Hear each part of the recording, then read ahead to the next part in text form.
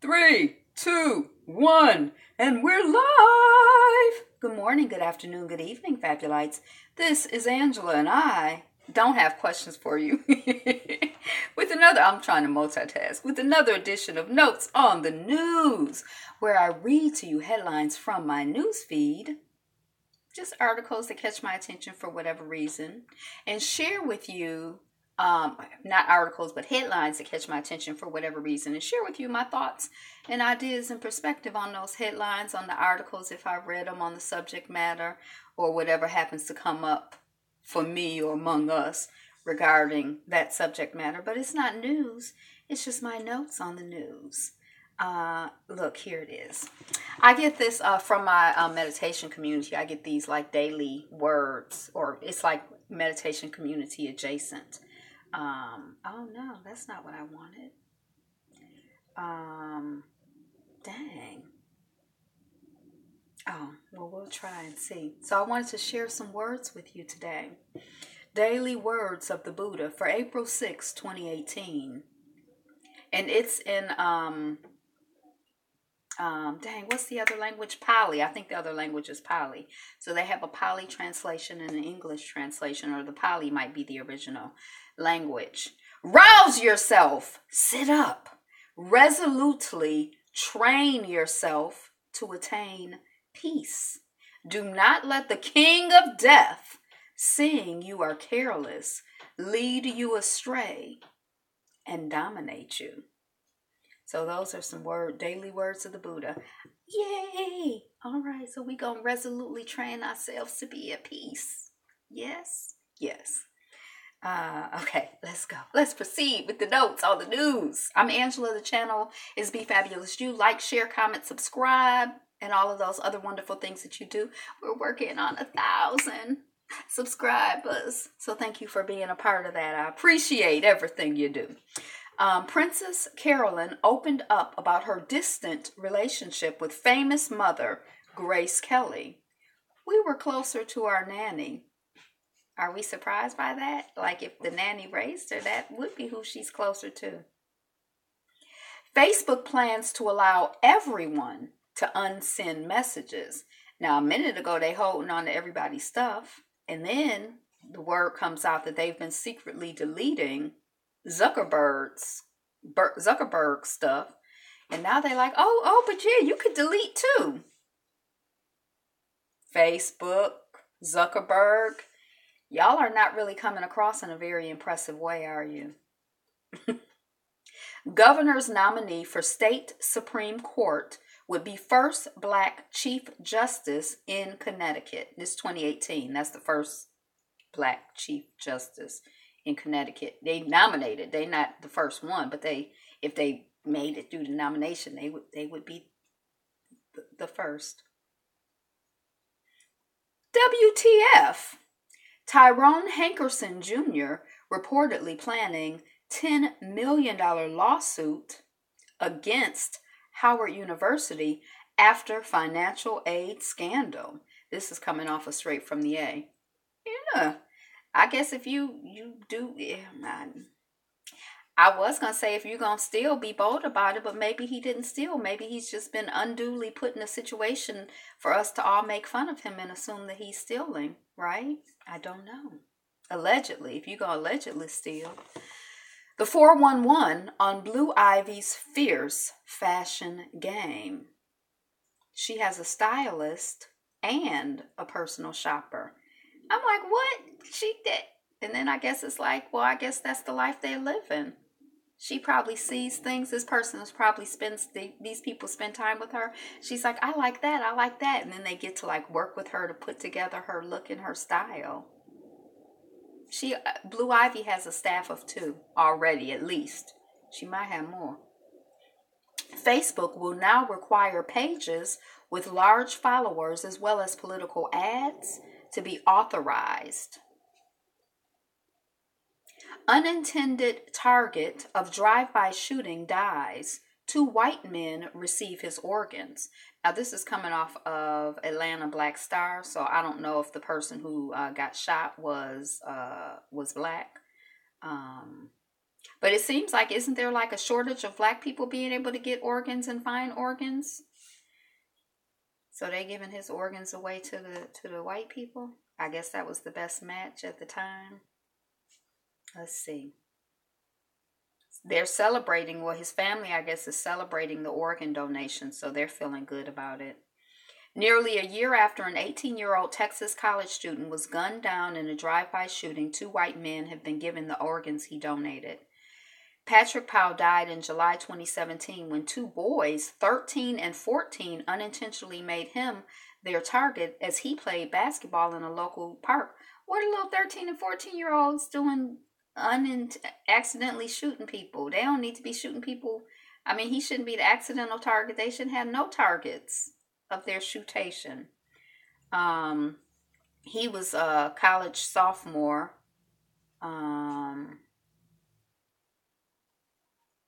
Oh, wait. His name was, oh no, the school he went to. What was his? Oh, Patrick Powell. So rest in peace. This was over a year ago, July 2017, but rest in peace to Patrick Powell, and peace to his family and his community.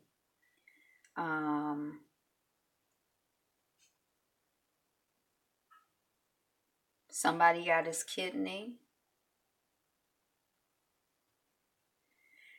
Well, shoot, if we don't help out the white people, who will? You know, white men are in such desperate situations that if not for us, what would they have going for them? So anyway, I guess if the family is happy about it, we're happy. With Squad Box, friends moderate harassing messages, they would fall into ruin. Grace A. Hey, welcome on the chat. With Squad Box, friends moderate harassing messages in your email. So sort of like on this platform, you can set people up as moderators. So if I just learned the other day, if you're a moderator and something comes through, you can sometimes the computer will stop it and say, do you want to let this go on or not? And you can say yes or no. And then also I knew this, you could, if somebody is posting crazy stuff, you could be like, stop that, and put them on timeout or kick them out the chat or whatever. Squad Box is something similar to that. So let's say, you, for whatever reason, you're Colin Kaepernick and you get a lot of harassing emails, you get people threatening you and stuff like that. So if certain words are in the email that you designate, like for example, I've heard black women on YouTube say that they've cut off their comments because they got so many people calling them NIGGERBITCH that it was just like a lot, monkey, so they just cut off the comments, period. They don't even receive no comments.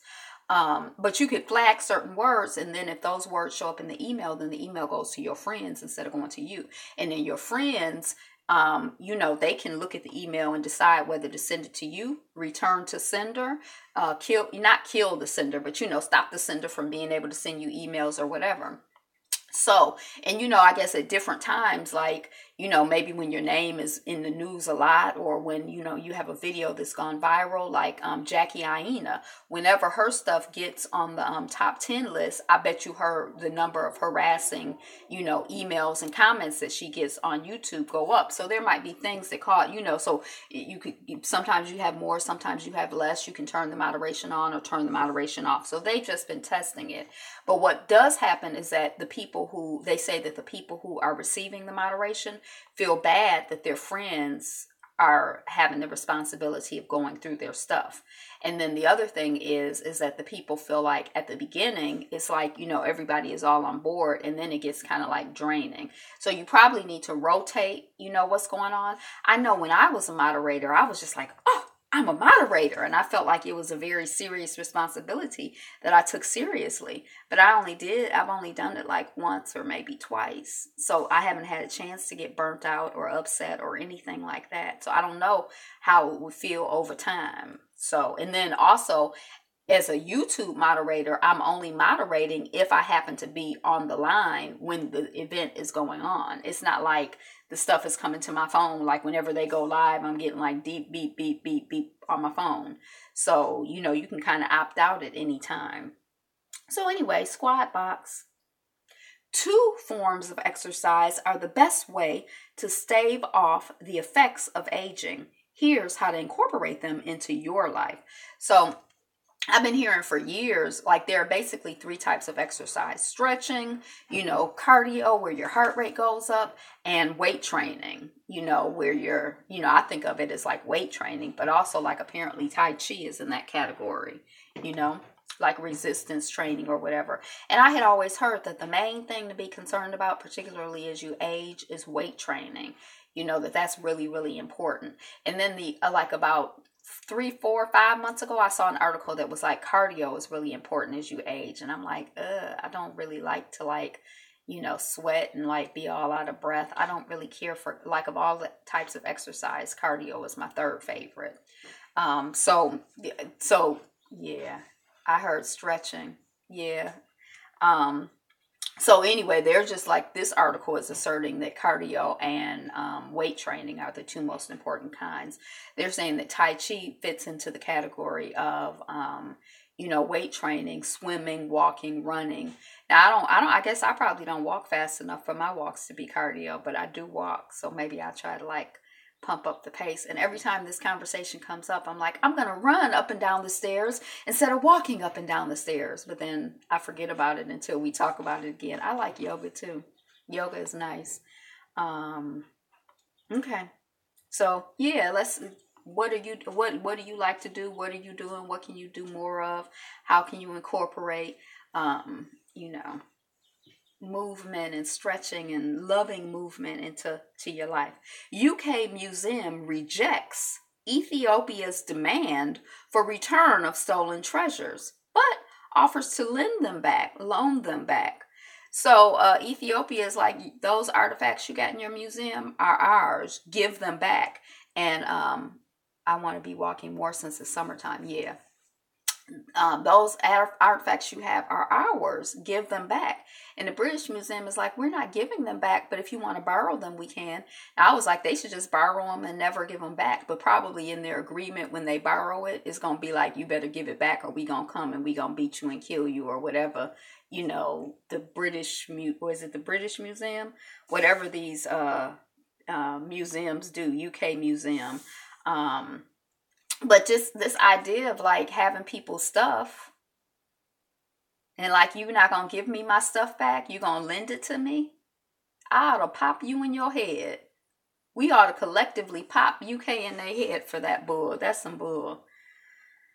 I haven't talked about it on here much. I don't think there's a statute of limitations on theft. Yeah. But I mean, like this whole art world and stuff is like, art world, when it's like, your people, they like, well, this is art. We want to have it in a museum. And you like, they have to give that back. Well, somebody need to, I didn't read the article. It's coming off of, I think, Atlanta Black Star. But I was going to loop back to the whole thing of walking out in our neighborhood, where the neighborhood next to us, there are 7 exercise machines. So they're like basically like weight training machines almost. Like one where you swing your foot back and I can feel it above my butt, like in my back area. Like a push-up, a sit-up, not machine, but like a sit-up, like a inverse sit-up thing. It's supposed to be like if you work the whole circuit of 7, then you get like a total body workout. And last year we didn't do it at all, but the year before that, and I think the year before that, we worked those circuits. We walk, get our 45-minute walk in, and our exercise in 2 or 3 times a week, so I need to go back to that. And one of the men I've met on, who we know from our walks or whatever, I'm not going to let him deter me. You don't always want to have interactions with everybody all the time. But yeah, it is great. It's like an outdoor thing. And even as the season change, we continue to do it. And on nice days, we could do it. But it's like really like a blessing. And like, other than me and my mother, there have been only about 3 or 4 people that I've seen who use the machines. But I'm like, this is awesome. I think it's awesome. And it's no maintenance. Like the way they have it set up, it's like the machines and they're like on a concrete platform. And then they have done a little bit of landscaping. And they also had, now when I started using it, they have like this water thing. and a cup holder. But that seems like something that they thought would be a good idea, but isn't really practical to maintain. Like, I'm not drinking any cup out of any I mean, I just wouldn't use it, but, and then it's benches around. So it's like a small space. It's probably like, 4 or 5 feet by 4 or 5 feet. But, it's like a nice little, and, so a community organization in that community put it up, but I love it. Amazon customers are freaking out after their accounts were closed, and they say it reveals the dark side of the company's totalitarian power. So I don't know if like Alexa is part of Amazon. I'm not really clear about that, but like I know they mentioned Kindle. My mother uses Kindle and has a Kindle account. So like if you have a Kindle account, that sounds wonderful, and what a nice environment to work out in. Yeah, it is nice. I think it's outdoors, and you don't have to pay for it, and you can walk to it, like the circuit, if I just walk from my house to like the furthest machine and back, is about 45 minutes, but usually I walk with my dog, so it's probably less than that if I was just walking, because she has to stop and investigate and scavenge and sniff and all of this other stuff. So it would probably be like 35 minutes if I was just walking by myself. But then when we add the machines in, I think it's like an hour and a half. So you don't always have time for it, but a few times a week I think is good. So if you had a Kindle account, thank you for the likes. If you had a Kindle account, then their books, whatever books they had purchased, which they hold digitally, like up in the cloud or wherever they are, but you can't put your hands on them, and they stuff was just gone. They had paid for it. I don't know what else kind of happens but the people, like, they don't know why their stuff was canceled. And it was just kind of like they were just out there. And it links this whole conversation about, our reliance on technology and like this connection, or our increasing reliance on technology. There's a headline that we'll come to later where I think it's Switzerland. They've basically become a cashless society. And there is a concern that some marginalized groups, like older people, and they didn't really mention any other groups, but will suffer because of that. But I feel like it puts everybody in danger in a way, because like, what if there's a hackation or an electrical outage and you don't have cash anymore? Then what do? How do you know how much, how does it work? So it's like if all of your, like my videos, like for a while, if they just, YouTube has been known to come in and just delete people's accounts. That's not like, it's not unheard of. And then I don't have any backup of all of this stuff. Like, it's just gone. What if someone hacks your account? Right. Like, it's different. I mean, I guess if you have cash in your house, someone can come in and steal your cash, but it's just a whole different. And I think also if someone comes in and steals your cash, like, they could, I guess, work the whole neighborhood and break into everybody else's house and steal their cash. But you can, from your computer, I'd imagine, be a much more effective thief. Like, you could hack a whole bunch of different accounts. And just like those people who have those scams, they work multiple. They send out the email, and some people respond immediately. Some people respond 2 weeks later. Some people are at the point of giving them their driver's license number and, their mama's maiden name, and, different. They work in multiple leads. It's like a sale. It's like any pipeline. But you can do it all from your house. You don't have to go no place. So, yeah, it could be anyway. Hidden Figures TV series in development at Nat Geo. What's Nat Geo? Oh, National Geographic. Yeah, I don't trust computers like that either. But it's like, it's increasingly, it seems to me, now I could be wrong, I'm willing to be wrong, but it definitely seems like it is the wave of the future. And like, it's like, just like I always joke, like when telephones came out, there were people who were like, I'm not using no telephone. If you want to talk to me, you come visit me or you send me a letter. That's how I would have been. But like, clearly telephones, we use telephones to communicate, or we used to. Probably less and less now do we use telephones. But so I'm like, I'm not trusting no computer.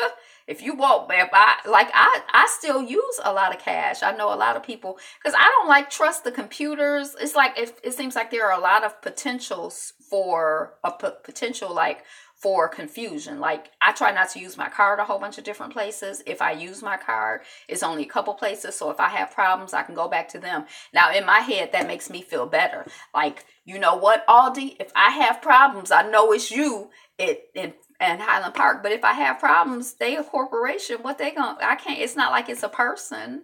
So, but I always like that's even like getting gas. It's like there are certain places where I get gas. So it's like if I got bad gas, I know where I got it from. They're just not proven to be trustworthy. Too many problems, and there also almost seems like there's no investment or interest in protecting people's information and making it a safe environment for people. But what is the alternative? Because in this article, we'll talk about it a little bit later, or maybe not, but in this article, I think it was Sweden or Switzerland, I don't know, but in some, Nordic country or whatever, they're basically cashless. So if I go to a cafe and I have cash, they don't accept cash. So you can use your card or not come here. And then also the cash machines, of the thousands of machines, only like 100, let's say, are dispensing cash anymore. So like it's virtually a cashless society. So like someone like me who's like, I like to operate in cash. It helps me stay conscious of what I'm spending. If I use a card, like when they like the total is, I don't even notice. I just put in my card and leave. You know what I mean? But when I'm spending cash, I'm like, oh, I'm breaking 100. Oh, this is a 20. We will all be cashless eventually, right? So what do we do? I mean, I just try to be as cautious as long as I can, but yes, it's kind of like a little disorienting or nerve-wracking or something.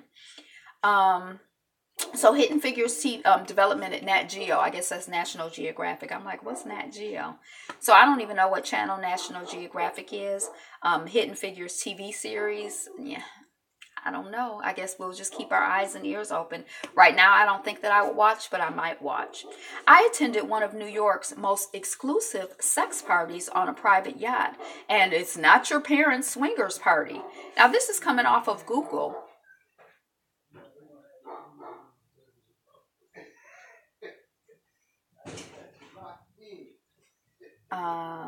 Speaking. So I was surprised to see an article about, sex parties just like on the mainstream, media, Google or whatever. They were talking about, it's not your parents' sex party, which kind of surprised me because it's kind of like as a young person, it's like, yeah, I went to the club and my mama, I guess when she was young, she went to the club and I don't want to go to a club where my mama is at the club or, but like I never knew that there was like this whole concept of like, well, I'm not going to my parents' sex party. I mean, I didn't even know that was like mainstream conversation like that for it to be a mainstream article. And then, it was just, and it reminded me or it had me thinking when there was this big conversation, it kind of comes and goes about pee, the man who likes to pee on little girls. And he also, when I hear, stories and accounts, the singer, the piper of R&B, R. Kelly, when I hear accounts of, his behavior or whatever, I'm like, he sounds like someone who's into S&M, but I never hear that as part of the conversation. Like when the woman, I guess there was a film that came out the other day and she was like, he said that he had trained her as his pet. I'm like, that's like classic S&M language. I think I'm not like in that community, but I feel like, but it was like it's never discussed in the mainstream that I think that he's like, in addition, like I think there are two separate issues. Him being a pedophile is one issue, but him being a part of a fringe kink community or whatever you want to call it, I think is another issue. And the two are getting conflated, but I think that they're actually two separate issues. Because I feel like whatever if some grown woman wants to be trained as his pet and he's excited by it and she's excited by it, what difference does it make to me? That's their business. But I feel like if you got a child, whether you training them as a pet or whatever you're doing with the child sexually that's not appropriate. That's not okay.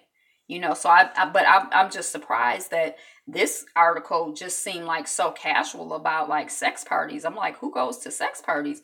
I remember Fraggle Naggle Bull. Dang, who was that? There used to be this guy I used to listen to on the radio, and he came on mainstream radio, and he used to talk about North Kakalake. Yeah, but can we trust him to not have young girls in there? Right. I mean, I think he's a pedophile. And so that's an issue that needs to be addressed. I'm not saying whatever he does in his dungeon or whatever, but I do personally feel like if it's consenting adults, what they do is not really, if I'm not part of the consenting adults, y'all go on and do your bedroom business or wherever y'all do your business. That's not really I don't know. If you like it, cool. But yeah, no, we can't, whatever a pedophile is doing, whether they have a dungeon or whether they're having sex with children in their bed or whether they're having sex with children at school, that's a whole nother issue. So, hey, Myosha. So no, I'm not saying, I'm cool with pedophilia, but what I am saying is that it was interesting to me that there's been no conversation that I've heard of, you don't know what a sex party is. There's been no conversation that I've heard of, R. Kelly as part of like the kink community. Now, maybe because this article was coming off in New York, maybe because I lived in New York. When I was in New York, I knew that there were like sex clubs and there were like places that people went who were like part of like the whole, like that movie that came out, it's like in part 2 or 3 now, that's supposed to be like S&M, Shades of Gray. What is it called? Something. It's like this. It was like a big mainstream, supposed to be S&M movie, but the S&M people are like, that's not S&M. But because I have like, it's that whole community is like adjacent to like, I'm interested in like, transactional relationship, 50 Shades of Gray. I'm interested in like, sex for money and, it's adjacent to some of the things I'm interested in. So I like to read all kinds of articles. And when I was in New York, I don't want to know what a sex party is. Oh, sorry. But when I was in New York, I knew that there was like all kinds of stuff going on in the big city. And that was one of the things that I knew. I had personally never gone, but I was surprised when I came back to New York came back to Detroit about 10 or 15 years ago on the radio, on the black station, there was a mainstream, nationally syndicated radio show. I can't think of the guy. He's light skinned. He's kind of short because I saw him at an event, but he was the one that would be like always talk about Fraggle Naggle Bull, and he would talk about North Kakalaki. And he talked on his show. It was kind of like an adult show in a way, although it came on at like 2 or 4 o'clock in the afternoon. But he talked about black kink. That was the first time that I had I'm like, oh, and I started hearing it in Detroit, but it was nationally syndicated. But he talked about all kinds of like adult, conversation, so it wasn't just sex, but that was like part of it. And I was kind of surprised. I'm like, this is on the radio in the middle of the day. Like, oh my gosh. So, that's kind of how I felt when I saw this article. Like, this is on my timeline and it's not on a blog. It's just like a regular article off of Google. So anyway, Royal Caribbean just introduced an ultra luxury suite that can cost over $60,000. Here's what it looks like. $60,000? Oh, no, I'm not going in. I'm not into gross stuff. But, I guess, it's probably my personality. Everybody is different. Again, I just feel like if you like it, I love it. If y'all are grown over there, if you want to suck, whatever y'all suck feet, that may not be for me. But if you like it, I don't really have it doesn't really bother me, I'm just kind of like, I think it's interesting. I remember seeing something on HBO about people who were into horseplay, and I'm like, what is horseplay? And they got turned on pretending to be horses and pretending to ride horses. But I'm like, that is so weird. But that's like what we were talking about the internet, but it's like they got connected. They were like having like a yearly conference. It was only about 100 or 200 people there, but you figure the internet connected those 200 people who were into what they were into. And I'm like, wow, who would have known if not for HBO or the internet? But yeah. So $60,000 for a suite on a cruise. Now I'm already kind of suspicious about cruises because I kind of feel like, one, they're like these big floating cities and they throw out a bunch of pollution. But that was secondary. The first thing when I learned about cruises is I'm like, if I'm going someplace like Bermuda, I want to like go to the place. I want to see the people. I want to see how the people live. I want to I got the impression that on these cruises, and I've never been on one, like you're mostly on the cruise with the people who are on the cruise with you, who are like probably like Americans. And that's the way I hated to travel anyway. Like when I went to places, I didn't necessarily want to be at like the mainstream hotel where I wanted to like be more like in the community and like see how the real people live. But you basically on this boat with the same people who came from America or wherever, and then when you get to the island or the location, you have like an hour. Okay, some of them have layovers, right? Now this is just my impression of it. Okay, y'all got an hour or y'all got 2 hours to shop, be back at the boat in 2 hours. But really what it was is they were funneling you into certain places to shop, because in an hour or 2 hours you were limited in how much real exploration you could do of the community or the area, because you only had a couple hours, and you're not gonna leave me on the island when our ride is leaving. I gotta be back when the boat go. So it just always it never seemed like something that was like, and then it's like everybody comes back with the same type of souvenirs. It seems like the whole yeah, they give you maps, but you have a limit. It just seemed like the whole thing, it was like you were basically shopping. It didn't appeal to the way that I like to travel. So, I'm like, with $60,000, I don't need to have no luxury room on a cruise. You know how much traveling I could do with $60,000? Woo, you know how many countries I could see with 60? Well, I don't know if I could see every single country in Africa, but I could probably hit, how much I'm going to pay $6,000 for one room on a cruise? Not me. But for those of you who are interested, Royal Caribbean does have that option for you. People flock to this New York City cosmetic tattoo artist to get fake freckles. Now I'm on the darker side, but one time when I was like in high school, I was deep frying something, and I got I put something in and oil splattered up, and I had like a whole bunch of little burns on my face. They were like, when the scabs came, it was like I had freckles. And I tell you, they say blondes have more fun. I felt like when I had freckles, I was just so cute. Like I've just thought, so I don't know if I would like go and get fake freckles tattooed on my face, but it did remind me of that. It's probably like a 1 week period when I had freckles, and I thought I was really cute. Like I kind of have half a dimple there. When I was a kid, I was like, I would try to like really big up it. Outrage after police.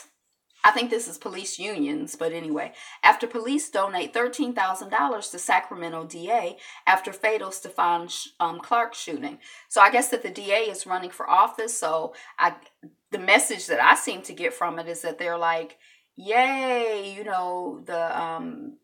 this guy got shot and you're going to be the person who's like adjudicating the case. You're running for office. Let's give you some money. Yay, keep the system progressing just the way it's progressing. But, I don't know. I didn't read the article. I just read the headline.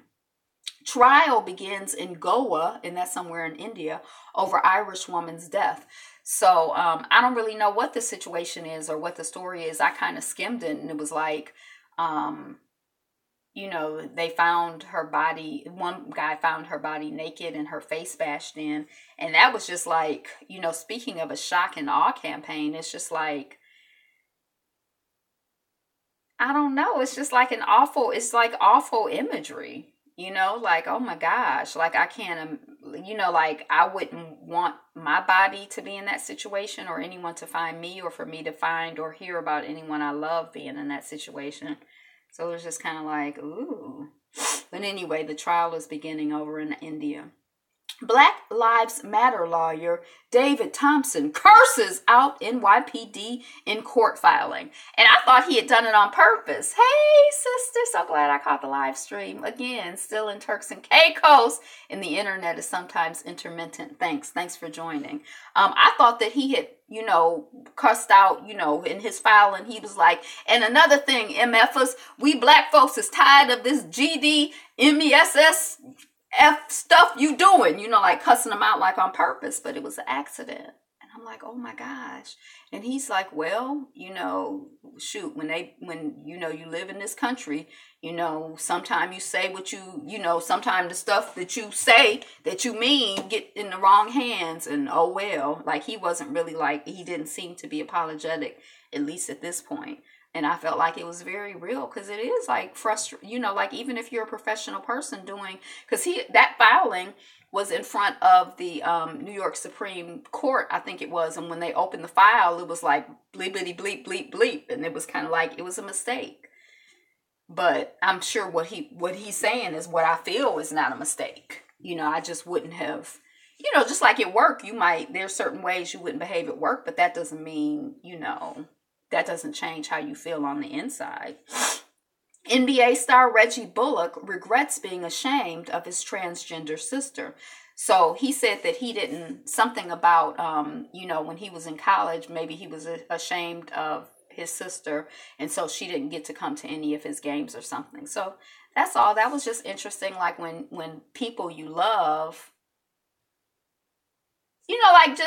one thing I remember as a child, my mother had this yellow Volvo, and my first cousin who lived with us, she was like, oh my God, this is my remembrance. She's like, oh my God, the yellow Volvo. She was so embarrassed because it was yellow and it was a Volvo. Nobody really drove a Volvo. And then yellow, it was so bright. She would want to be dropped off like away. She didn't want to be associated with the yellow Volvo because she was embarrassed. And my mother is like, you can't be embarrassed for nobody else. You can only be embarrassed for yourself.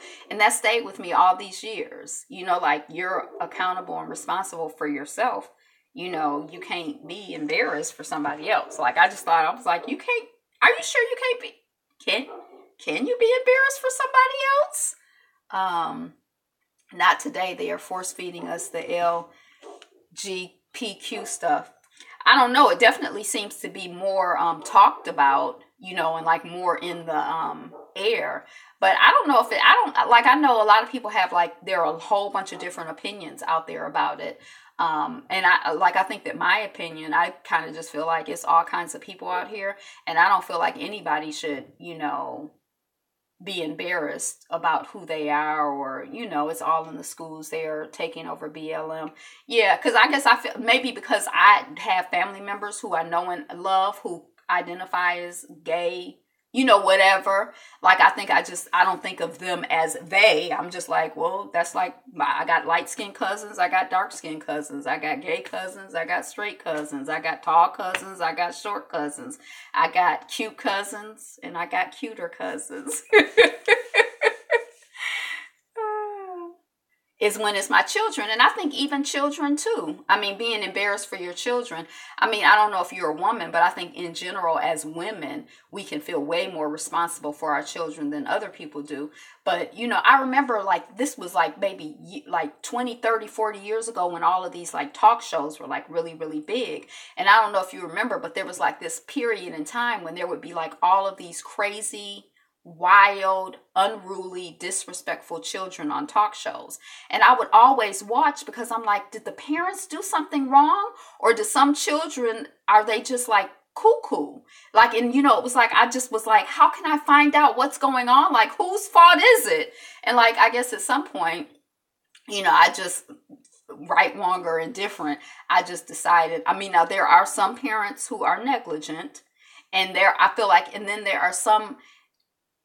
parenting is like cooking in a way. I feel like you can more or less, hey, you got a new symbol, Mr. Andres. I feel like you can kind of more or less I'm more you can more or less do what's right, and then sometimes the stuff don't even come out right. And sometimes you could just be like, blah, blah, blah, and then you're blessed with a wonderful child, even though who knows why you got a wonderful child when So I don't know. I don't know if, I guess you could be embarrassed if your children's behavior is a reflection of something that you did wrong. But then I guess, and maybe I'm too, I'm like, well, if you did it wrong, did you really know how to do it right? Can you do better now? Because I feel like even though we might be able to speak the right things, I feel like when we really can do the right things, we really do them. And I feel like there's a difference between knowing something and like knowing it, and sometimes I think we know what the right thing is to do, but it's not like really we don't really know it, like in a real living it kind of way. So,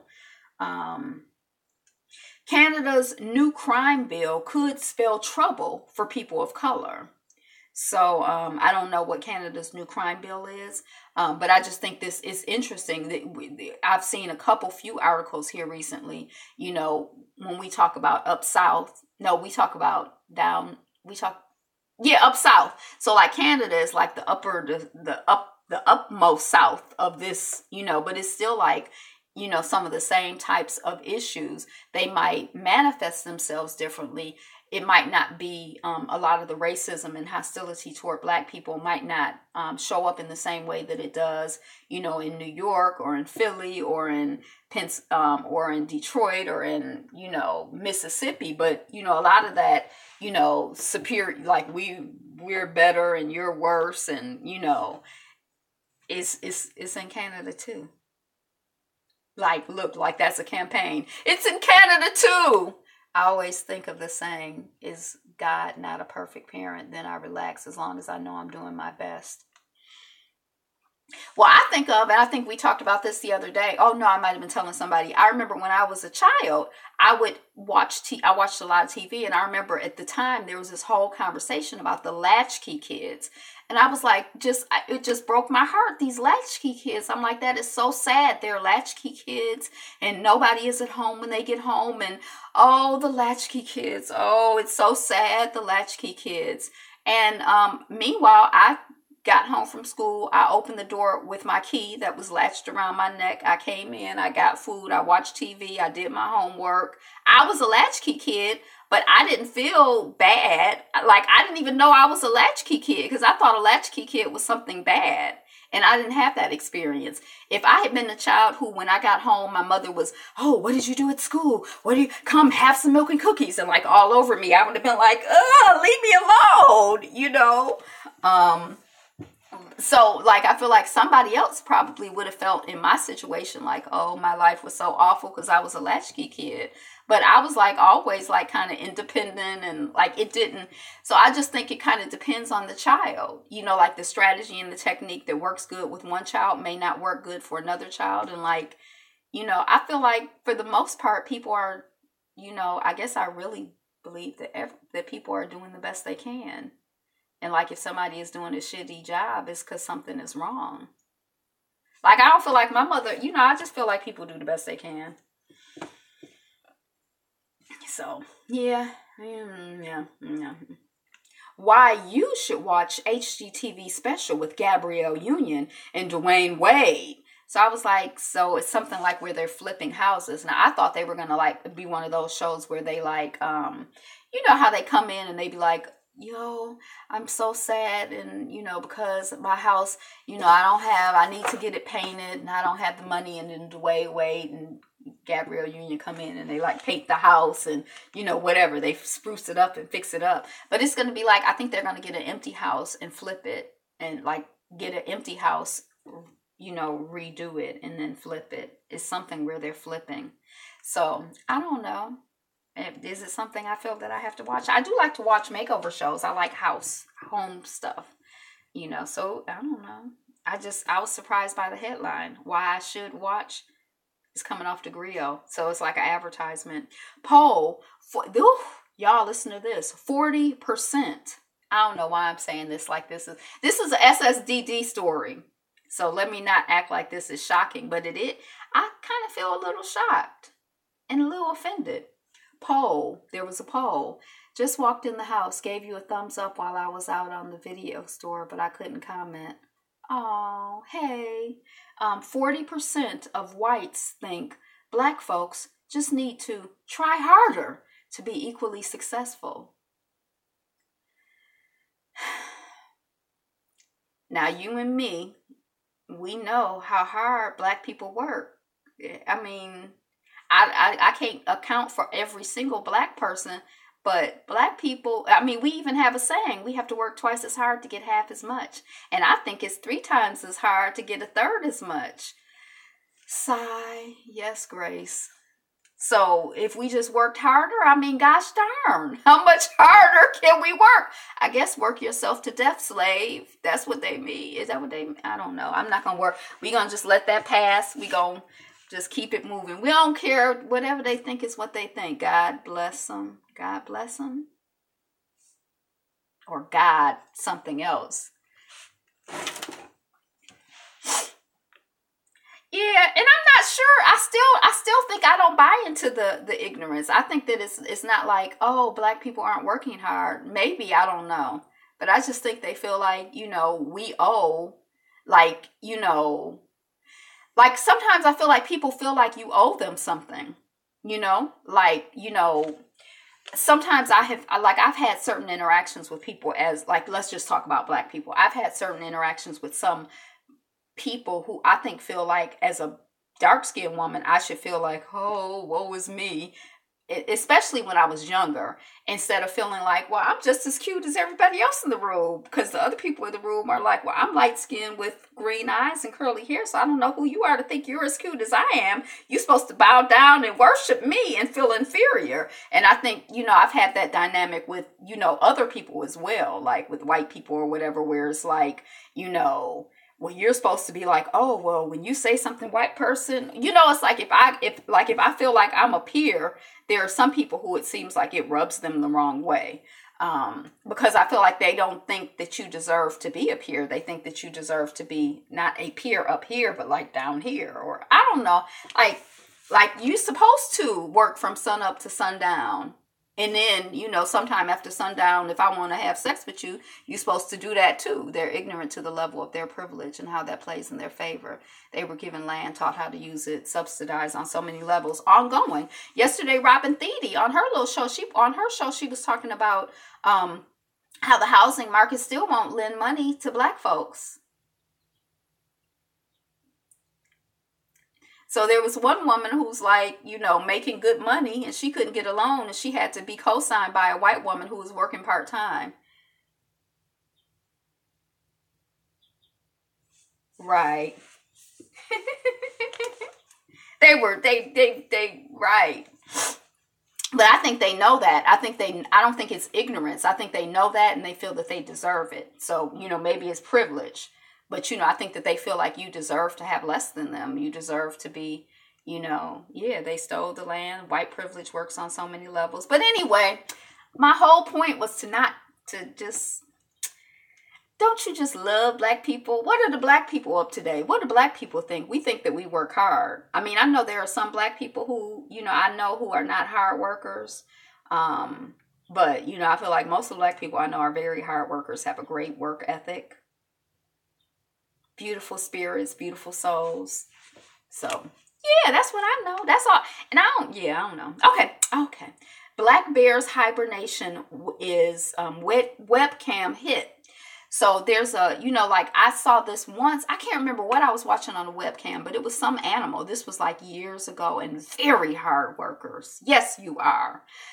It was like, I can't remember, it was years ago, maybe some white and Black, etc. Maybe there was some animal that was pregnant or something, and it was like on the zoo cam, and we were watching for the baby to be born, but the baby wasn't born when I was watching, but whenever I would watch, it was interesting. So I guess they had this bear on webcam, and the bear is like, now that the season is over, I guess it's supposed to, or we thought, or, that it's supposed to go on and like be like, okay, hibernation is over. But, the bear is like, it's like he not really like, whoo, spring is here, let me run out. He's kind of like, But anyway, I think it would be interesting because I know like I'm a people watcher. So I like to watch people, but like I watch my dog, but I watch people too. I go out and I watch people and I watch how they live their lives and how they carry themselves and how they interact. That's like why I like TV and movies and books and, but other animals, like if you assume that people are like animals, but animals are interesting too, I think. So I would watch the black bear's hibernation webcam. It would be a hit with me.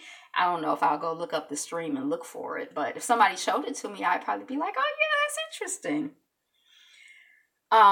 Frank Whaley joins the good cop suspicion cast Sophia Bryant. I think Sophia Bryant was brown with like curly hair. Men earn 18.2% more than women at Vice in the UK as youth brand publishes gender pay report. So the gender pay is just coming out. So clearly there's no question, no issue. I mean, no disputing the fact that men are making significantly more than women, in the UK. And we already know that's going on here. We don't have industry records per se, or company by company records. There's a place here called Sweet Potato Sensations, and they have sweet potato pie, and they have sweet potato pancakes. They do like sweet and savory, but it's like more a cafe, but they also, like I've gone in and gotten like pie and ice cream, but I'm not like, I try not to do a whole bunch of that. So I've only gone in once, but it's right across the street from the theater we moved to. So they have on their menu, I saw they had sweet potato biscuits, which I was curious about. And they had sweet potato muffins. So they do a, like a black eyed pea and string bean soup, which I would call soul soup when I make it.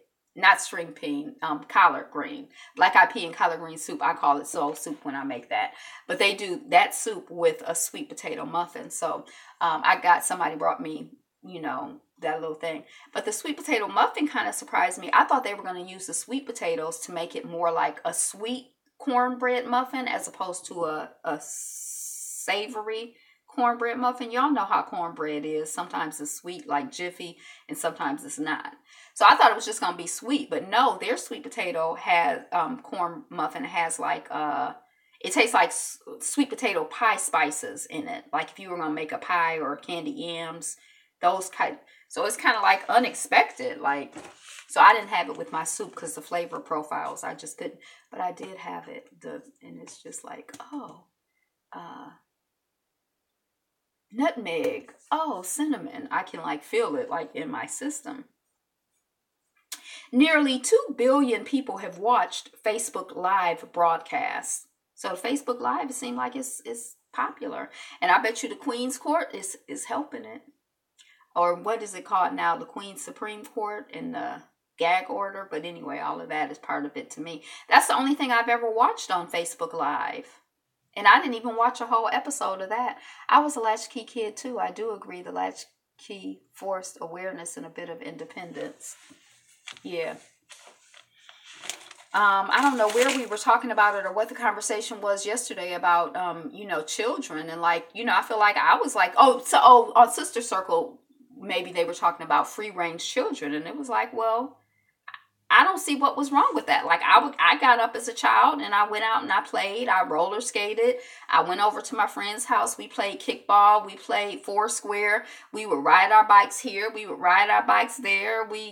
And then basically at nighttime or for dinner time, or some people when the street lights came on, you had to be in. But it wasn't no adult with me all day, every day. But I guess that's, and I guess I kind of feel like, well, children need to be supervised. But I didn't grow up that way. I guess I was what was called a free range child. I just, ran wild. Unless I had somewhere to be, but I did have some super like dance class or, there were some structured activities I was involved in, but now you could know they used to call me Tootie. I would roll up and down that street for hours. That's when Walkmans were out. Shoot. I would roll up and down that street listening to New Edition. Candy girl. You are my world. Speaking of which, I saw that they were having like an adult skate conference here in Detroit. When I moved back here, I was rollerblading when I was in New York. So I had blades and I go around Prospect Park or the other park in the city. But I like the one in Brooklyn Prospect better. But when I moved here, I'm like, okay, I tried to skate on Belle Isle, but it wasn't really conducive. So I was like, well, I'm going to go to the roller rink. I'm going to go to the roller rink. They have adult skate. You go in there. Now, I can get around. But these people, they are dancing on skates like I dance on my feet, like, and probably better. Like, I'm a good dancer, but they were like, these people are like amazing. And sometimes you'll see like footage of people like that on Facebook every once in a while, but it's just like, so I saw the other day, there's a conference. I don't know when it is, but it's like when I'm on the it's like, I'm like the baby skater and they just whiz in and out you and they be doing flips and, and then it's even younger people, like especially like the little young boys, like, they be like 21 and they zoom and they be doing, it's like, whoo. But adult skate is fun. And in Detroit, when I moved to Mississippi, I'm like, oh, let's go to the skating rink. And it was like for children and Christian children. I don't even know what a rail is. I want to get back on mine. Yeah. It was for me to skate backwards or to be able to like cross over when you go around the corner. That was like, whoa, I'm doing something. And you can, if you could skateboard, fancy language for me. But, if I could just, do that and like swing a little bit with it. But these people, it's like not only next level, it's like a few levels up. I don't know if I want to do all of that, but it's certainly fun and exciting to be around. So I might want to go to the conference, but I don't even know how I got on that.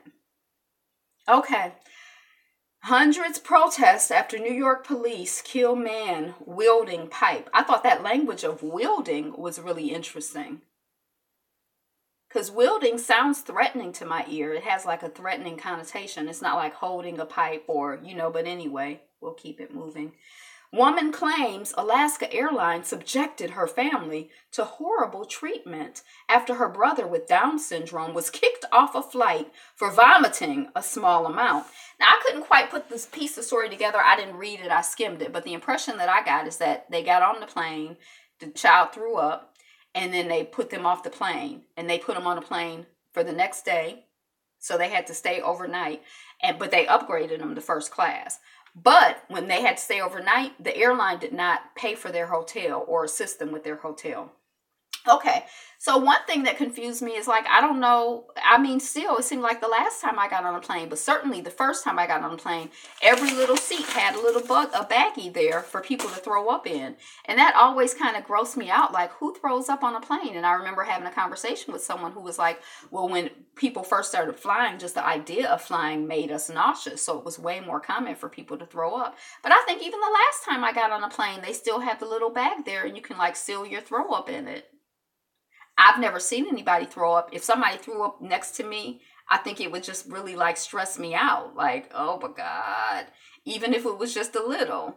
But I feel like there throw up bags on the planes, aren't there still? So we throwing people off the plane for throwing up. That's like throwing somebody off the plane for using a tray table. You got a tray table, you got throw up bags. So somebody threw up. And then they say they put him out and they told him he could use this black garbage bag or something. So, I mean, that was one thing. That they throwing people off for throwing up. I mean, not that I want to be next to somebody who's throwing up on a plane, but I mean, we throwing people off for throwing up on the plane? I don't know. It just seems odd to me. And then I just assume that these airlines have relationships with hotels. So I don't know why they wouldn't, if they were going to make the people wait a whole nother day, why they wouldn't give them hotel accommodations or, I don't know. But anyway, we keep hearing these stories of, these airlines and how they're doing business. And I guess it used to be like, it seemed like, I guess more and more people, like the last couple times that I've traveled like Spirit, which is like the equivalent of taking the Greyhound. When I first used to fly a lot, it was like a whole different category. Like you couldn't get no place for $50. I couldn't even get home for like less than $300 or $400 from New York to Detroit. That was like, you had to have some resources. It sounds kind of hinky to me. Hinky. But, you know, and it was kind of like some people, you know, would be on the bus because they didn't necessarily have the resources. But now, you know, anybody can fly like with $50. I think that's how much I paid I mean, it's like, I don't want to say it's nothing, but I mean, it's like the costs have really changed. So maybe it just seems like the way they treat people and the expectations and it just seemed like it's a whole. I've heard the word hinky before. I don't know when the last time is I've heard someone use it. I got it. I was just surprised. Yo, hanky.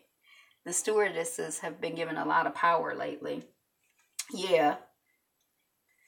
I don't know if the flight attendants have a lot of power or if they're like under a lot of pressure. Because I told you when I was like, oh, I'm going to be a flight attendant. I'm going to get trained. I could do that. It was kind of serious. Like I just thought, like, I remember one of my little Jamaican students saying they want to be an air hostess. I'm like, an air hostess? You mean a stewardess? Now we say flight attendant. But we think of it as like you just serve the drinks and the peanuts. But those people are like highly trained professionals. But they're under a lot of pressure, I think. You know, more and more, I think they're under pressure, and they're the frontline person who deals with, you know, the client, with the customer, you know. And if those people are under pressure, it shows. You know, if you don't treat your people good, you know, we the public know by how they treat us. Or that's how I know, you know, or one of the ways you can tell. So, yeah, it seemed like, I guess the airline industry is under pressure because we just hear all kinds of stuff. Boeing, as in Boeing 747, Boeing's first crewed space flight may be more than just a test. So I think even in this news stream, we cannot have another corrupt police force in the air. I think we already got it. Dealing with the public is no picnic. Yeah, I don't want to say you have to have the personality but I mean, it's not for everybody. Everybody does not have, because, yeah, I mean, you know, most people, in my experience, most people are sane, but in my, you know, it's some crazy people out here. I mean, and you know, when you're on the front line and you're there as a professional, you know, you can't, you know, you got to deal with what comes to you, you know. When you choose your clients, you can choose your clients, but when your clients choose you, you got to deal with, I think they've been had the power, these flight attendants, and I don't think that they'll find the balance. I think that what happens is that in the same way that we have, you know, we experience hostility from the police force on the ground, I think that as Black folks, we experience hostility from every arm of society because the core of the society is, you know, hostile toward us. So every fruit is going to be a reflection of that. I don't think there's anything that's not going to reflect, you know, hostility toward Black and brown folks. That's what I think. So I don't think it's like, you know, I think if something, it was a surprise. Like if you plant you know, right, like an apple, it's going to give you apples. It's not going to give you oranges. If you plant an apple tree, you're going to get apples, more or less. Something close to apples, it ain't going to be nothing like oranges. Unless it's, you know. So we've been talking about going up into space. So Boeing is having some collaboration with NASA or with someone, and they're having their first space flight. So I guess what they're saying they're going to be able to do is to take astronauts back and forth to space stations, like commuting to work. I'm not really clear what it is, but that this first crewed flight may be more than just a test. So it's like within the last 3 or 4 months, it's been story after story after story about space, like outer space, not like the airlines, but like social search. Sojourner Truth was enslaved by family of Rutgers' first president. MIT's wearable device can hear the words you say in your head. So that confused me because I'm like, so the words you say in your head, are those your thoughts? Or is there like something in between? Like when you read something, is that different from, like, what are the words you say in your head if they're not your thoughts? Are they your thoughts? I'm late, but I made it. Hey, Putty Cat. I don't think I've seen your name before. Welcome. I'm glad you're here. Better late than never. Better late than never is what they say. AKA Candy's daughter. For those of you who watch The Real Loud Housewives. Welcome. Oh, okay. So MIT's. Oh, speaking of which, I tried to. I spent about 15 minutes, and I couldn't on my tablet. I could not figure out how to get outside of the app world. In my app, I couldn't find any way to set up moderation. On my phone, I could get out of the app world by going through my browser into YouTube, or no, not through my browser, but I go through my browser all the time. But I came out of mobile YouTube and into desktop mode to YouTube. And then I found the place where I could make someone a moderator, but I had to copy and paste their YouTube page URL onto a particular spot. And I have to be on a computer to do that. Like when I went back to your page, for example, or Yappa, I couldn't find a URL. So I just, I don't know, So, yeah. India's, so it can hear the words that you say in your head. I don't know what that means. I think that's your thoughts, or we're close to your thoughts.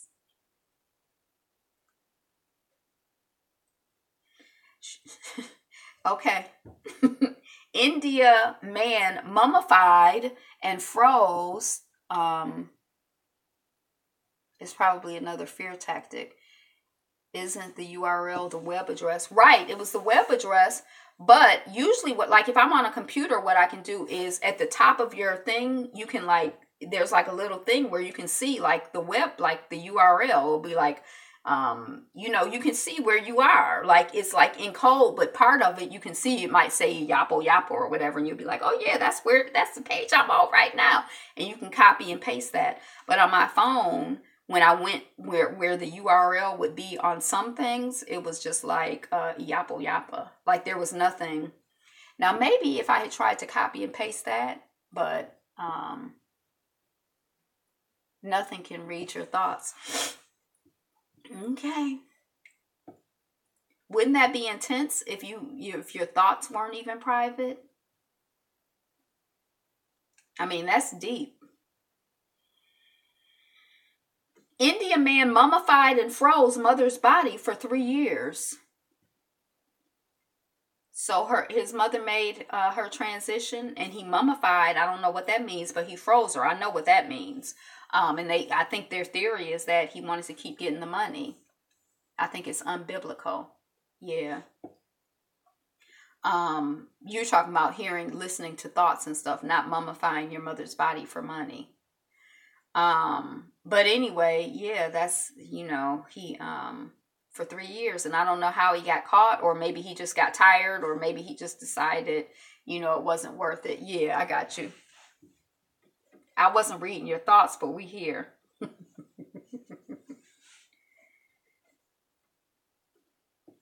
Sometimes I feel like I don't know if I can, oh no.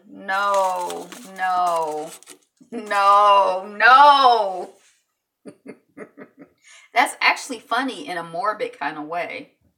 So I don't want to laugh at it. I'm not laughing at it. Yeah, he made his mom into a pop.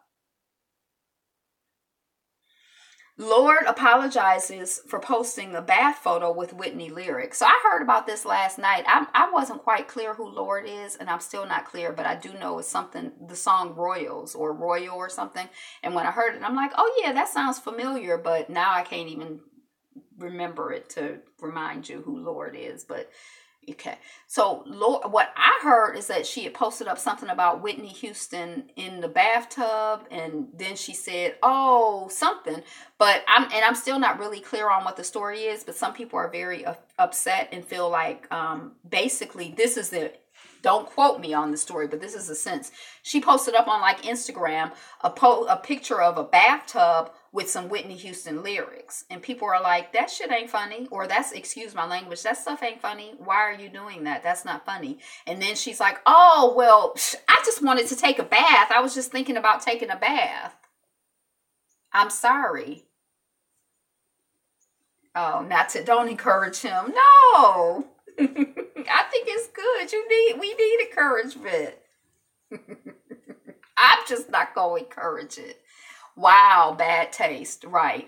And then it's kind of like, it makes me think, like, I don't know specifically what the story is, like, because I don't follow, but it does make me think about, like, it seems like somehow there's like this compulsion, like you could have just kept that, if you wanted to make that joke, Lord, Mr. or Mrs. Lord, whoever, you could have just kept that like private, or like, like what compelled you? What was the compulsion to post that for the public? Like, it just seems like, why would you do that? Like, you didn't have to, but there's something where it's like the people feel compelled,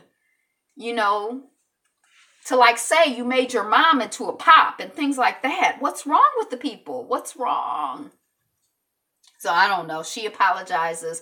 And y'all know, one thing I don't need, gotta be recognized syndrome. Oh, gotta be recognized syndrome. That sounds like a white person. I think it is a white person. I don't know. I don't even know who Lord. I mean, when they said the name, I'm like, nah. And then when I heard the music, I'm like, oh, I have heard that. But now I can't tell you what it is. So it ain't nothing. I've never bought it. She is white. Gotta be recognized. But I mean, I don't know. And maybe they just feel like, well, right now it's a good time to get recognized for this foolishness, or I don't know. But anyway, yeah. And Antarctica, a journey to the edge of a frozen continent.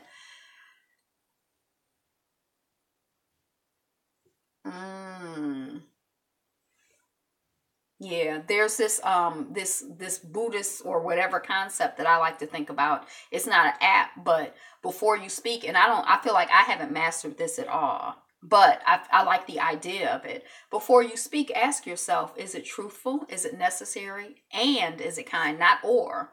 So it's got to, you got to send what you do through some vetted. You got to, have some catches here or there. Is it? If it's a lie, I don't need to be saying it. If it's not necessary, even if it's the truth, I don't need to be saying it. And if it's not kind, I don't need to be saying it. Like, let me speak something that's truthful, necessary, and kind. But yeah, I think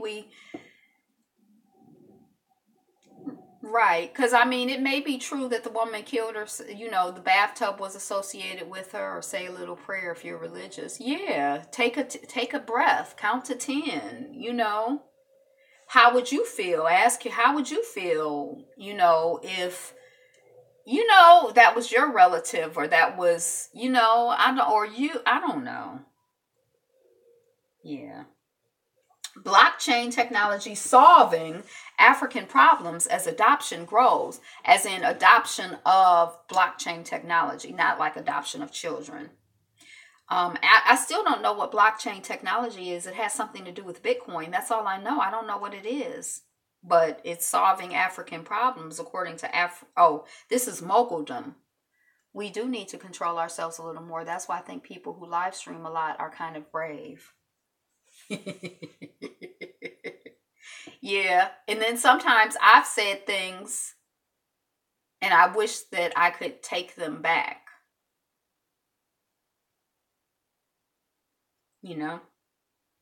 Because it's like, and maybe that's that compulsion. So I can relate, because it's like, there's one thing that I said and it was like in my head. I was like, I'm like, I'm not going to say that. And then I said it, but I typed it. So it actually went through a filter before no, I said it, but I wish that I hadn't said it.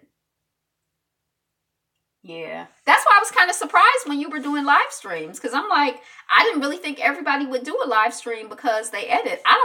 If I had and see, part of this thing is I don't want to spend, like, like, even when I was just doing my regular review videos, I never edited them. So I would do walk and talk. I've never done editing because I don't have I don't have any resources to edit. I don't have room on my tablet I'm not editing nothing. So it's not going to be edited. So that's it. Whatever I say, it's just that's it. So I do have notes usually, not for this, but sort of kind of I have notes. But if I was editing, I don't think I would ever do a live stream. Because like when I look back on my stuff, I misspeak things, and I know other people who edit, they'll like, I'll say, like I was looking at my video and I was like, the banana, it was yellow at the top and it was yellow and brown, but what I meant was green at the top. And like other people on their videos, they'll have like green go across the screen because they can edit, but I can't edit. I've recorded Bible studies 5 times to avoid editing. Yeah. And like even my voicemail, I change my voicemail out every month. And when I first started, I would take like, I love your format. Live streams have a different kind of energy and the interactivity is better than edited. I don't think it's better. I just think it is different, but I don't know if it's necessarily better because like some of like the jokes, like, and I'm like, do you write a script for that? But like all of that stuff, it's like, it's just different. But I don't even remember but anyway, let me keep going. And I know some people are very, like in just the way that they are, you can tell that they're very like if you look at the way, for example, somebody like Obama speaks, I get the impression that he's thinking about what he says before he says it. Like there's an editing process. Like lots of thought goes into what he says. He's not just saying the first thing that comes to his mind. And even if he's saying the first thing that comes to his mind, he's probably not saying it exactly the way it comes to his mind. Like, you know, you can tell some people are very, you know, deliberate in what they say. And they say what they mean. And they mean what they say. You know? But Russia seeks to block Telegram messaging app. It's not as good when he's not scripted. Right. And that's like my, the church that I used to go to, I used to love to hear Reverend Charles Adams. And when I was in New York, somebody was talking about like black pastors and they were like, Reverend Charles Adams. I'm like, I used to go to his church and it was like he was an orator. It was like, it was composed, it was written, it was well thought out, it was researched. Right. And freestyle and right, they're different. I'm not a rap connoisseur, but it's like in theater, like someone who can improv, that's different from, you know, some people are really strong improvers and some people are like really strong, you know, with a script, but you don't get them to improv. And then some people, you give them a script and they refuse to learn the words because they just want to improv because they think everything they come up with is better than whatever the writer came up with, you know? So I think it's a balance and they're different. Yeah. Uzbekistan TV show chastised for shaming public lovers. So I guess Uzbekistan is a Muslim country and the people do not believe, I guess Muslim culture does not believe in public displays of affection. So you're not really going to see people walking down the street holding hands or, you know, at the park kissing or at the park grinding or, you know, we never have coons because they say loud and proud are usually the most honest people. I have to look at that comment again. But one of the things that I thought was interesting at the Martin Luther King talk that I went to the other day about the plot to assassinate Martin Luther King is that the man was talking about how, you know, the agents were very involved with the movement. And it's kind of like I was talking to my mother about it. She's like, yeah, because how is anybody going to trust you or deal with you if you're not involved? Like, and, you know, I just always wish that agents were like this movie I saw where this guy came into a Muslim community and he was like, he's trying to like find the people who wanted to like bomb the government. He's like, so, alhamdulillah, let's go bomb the government. And the people were like, we're here to pray 5 times a day, sir. What are you talking about? We're here, you know, like it was like he obviously was crazy. He obviously wasn't part of the community. He obviously had an agenda, and people who had any sense of consciousness could identify him immediately as a plant. Like there was nothing organic or natural or normal about him, most people could tell. Whereas, most of our agents, I guess there's, and, it made me think about the fact that people get compromised at different times and in different ways. Someone may come in and they may be very sincere about what they're doing. And then, something may change, or someone may say, look, if you don't do this, then I'm going to kill your mama, or I'm going to rape your daughter, or if you do this, I'll give you this money, and then you won't have to worry about how you're going to eat day in and day out. And then you won't have to worry about how you're going to get your car fixed if your car breaks down. Or, it's sort of like people get compromised in different ways at different times. Or like, look, I just want you to do this one thing. Just make me the map of where the people are, and I'll never, you don't ever have to do anything for me again. It's like people get compromised in different ways. So I don't know if that's the same as a coon, but I think it's a lot of agents. So the public lovers. So I guess this show, so you won't see, I remember in New York, are you able to save our comments? Yeah, well, I have my live stream set up so that the comments are saved. So when you go back into the live stream, at the bottom, it says top chat comments or something like that. But I was watching somebody's video the other day and it wasn't saved. And it kind of made me think about maybe I shouldn't save them. But this is just so you know, these are saved. I should be nodding. These are saved in their algorithm until they throw them away or whatever. And my theory, I guess my approach is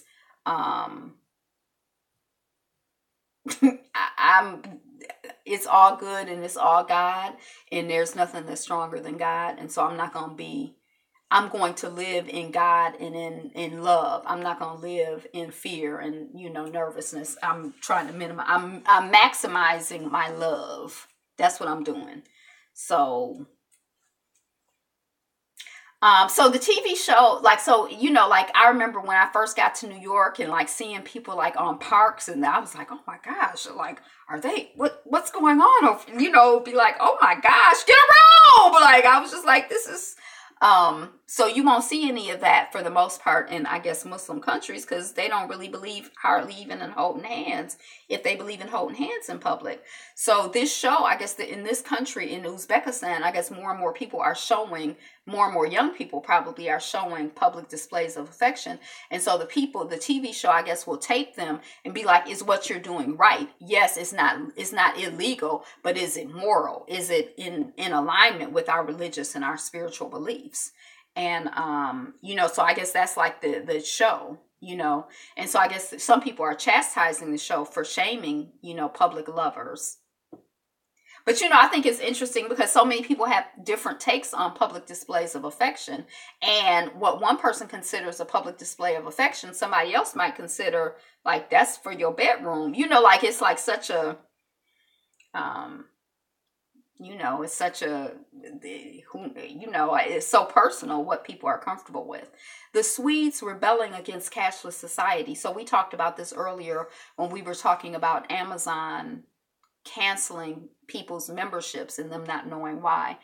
For me, it depends on how far they're going. Right. And for some people, them holding hands may be too far. For some people, them, having sex may be too far. If y'all gonna have sex, go behind a tree. Don't be having sex just on the bench. It's a wide range of what's too far for, so it was sweet. I didn't know what country it was, but it's Sweden, which is basically cashless now, and some people are rebelling. Meet the air freighter that looks like a whale. So this is the plane that, when they make the plane parts, they use this plane to fly the plane parts to other places to assemble. So it's like a big plane. This one looks like a whale, I guess maybe because it's blue, but it's fatter. The part that's not the wings is fatter and bigger. The way it looks, not the aerodynamics. I don't know how it flies, but the way it looks thicker. Henry and Baloo, dog and cat travel companions, gain cult following. I'm gonna see if I can get this picture. Now, when you first look at this, it looks like this dog has a hat on. That's how it looked to me. But the dog doesn't have a hat on. The dog has a cat on. That's Henry and Baloo. I don't know who they are, where they're going, but they have a cult following. I don't know if I follow them, but it was a cute picture.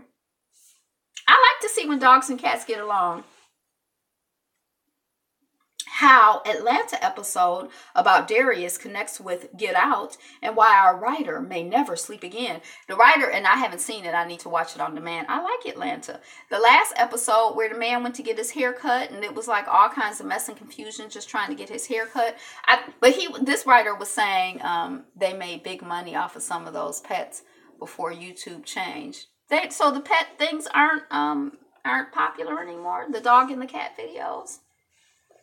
I always like to watch like the dogs that are afraid of the cats. Like we saw one video the other day where the dog was like walking by and the cat was there and the dog was like trying to like look at it but not look at it directly and trying to figure out if the cat was going. And see, my little dog liked to chase after cats. And then one time we were down south and this one cat just stopped. They're still popular, but I think they changed the payout. And this cat just stopped and turned around, and then Bella stopped, and then the cat was like, and then Bella went running. I thought that was funny, because I'm like, you be running, talking all of that mess, and then what? Yeah, I never understood the whole cat video thing. It's cute to me. They're funny, like animal. I mean, but I like watching people. I just think it's fascinating, like the behavior and like. I watch my dog now. I'm like, what is she thinking? Why is she doing that? What does it mean?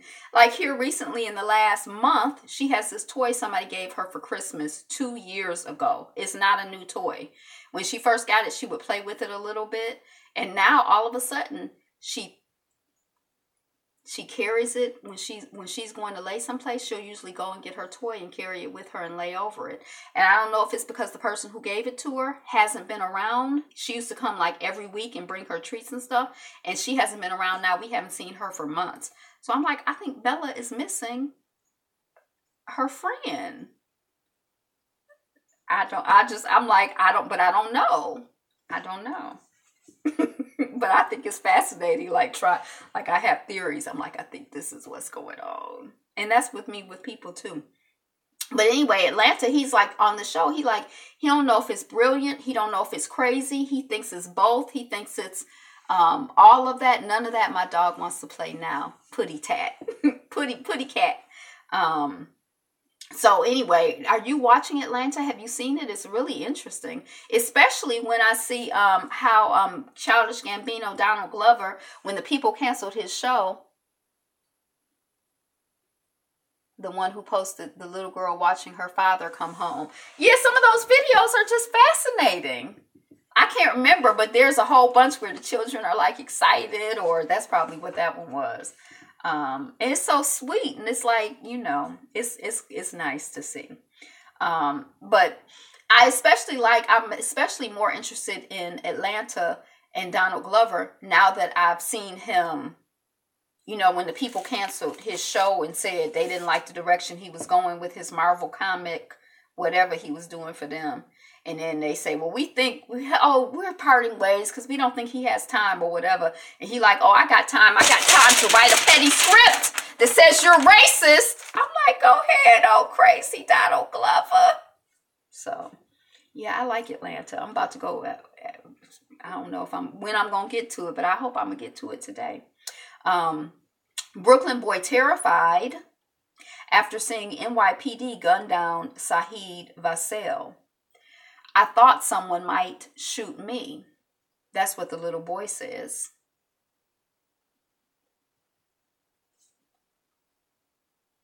And who's to say that somebody won't?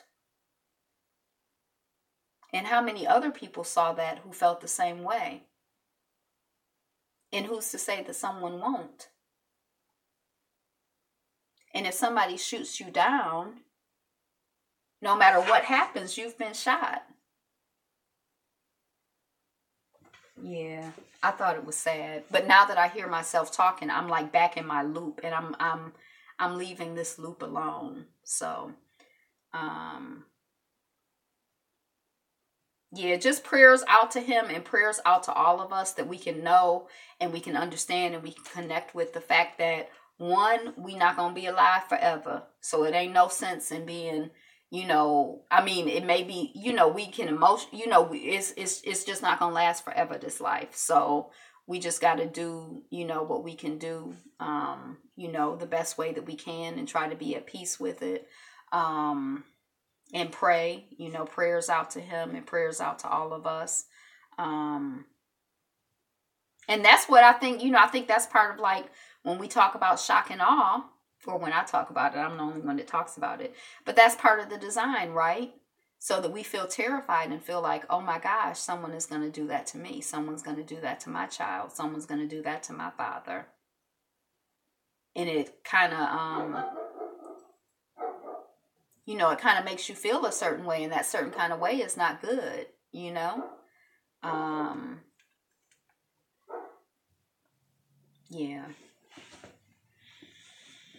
So I don't know, but I know I have to have a whole nother way of processing this, because this, like, I'm like back in like my loop of, and even if the person who, shot him goes to jail, is that going to bring him? I'm tired of hearing myself say that, like, because it's not productive. So I'm going to have to, yeah. Watch, could huge crack in Kenya show that Africa will split into two continents? It's still possible to be positive. Yeah, I just have to find a way to process it that feels productive to me, and that feels productive. Because I feel like being stressed out and being afraid of being killed, I don't really think that's productive. I think that there's, like, some people say healthy fear is good, and like fear of God is good. And, I don't know if that's like part of my value system. Like, I feel like, I don't want to be out here in the world like, well, I'm not going to kill somebody, because if I kill somebody, then, I'm going to hell. I'm not going to lie, because if I lie, I'm going to hell. I'm afraid of going to hell and dying. I want to move and make choices because of love. Because, I'm doing the right thing, because that's what my heart tells me is the right thing to do. And then I also feel like even if I'm doing the right thing, if my heart is wrong, if I believe in God, God knows my heart. So even if I'm like, oh, nice to meet you, and inside I'm like, I hate you, I wish bad for you, God knows my heart. So did I fool God? Can I fool God? No. So I don't even believe in, like, all of that operating out of fear of going to hell. It's like, if I can't pretend to be something I'm not because I'm afraid of going to hell, because if God can put me in hell, then God already know what my heart is. So yeah, I don't, I feel like, so being in fear, like, oh my gosh, I don't believe that anyway. You may have to take someone out so you can avoid going to hell. You're right. You may have to take somebody out so you can avoid going to hell. I don't know. You may. I don't know. I mean, I've never been in a position. I don't know. I don't know. I don't know. I mean, I just feel like, I think I'm probably not going to let somebody just be like, I'm going to kill you, and me be like, oh, okay. Because you will still be alive. Right. Like, I don't think I'm going to let somebody kill me, but I don't know.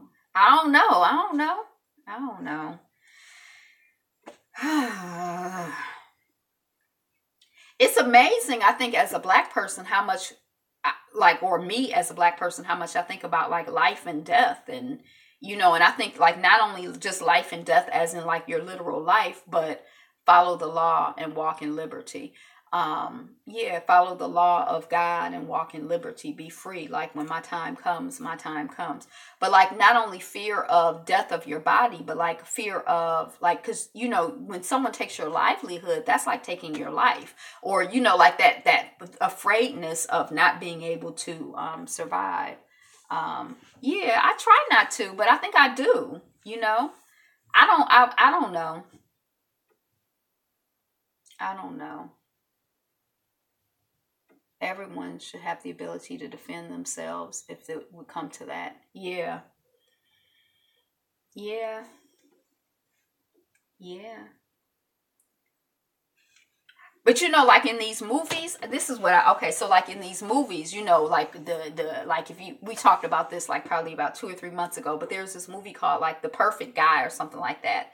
And it had some I think it had Sanaa Lathan in it. But anyway, she met this guy and he seemed like, you know, a nice guy, but he was crazy. And then at the end she ended up having to you know, kill him. And so she like took out her gun and she's like, I'm gonna kill you. You know, I'm gonna kill you.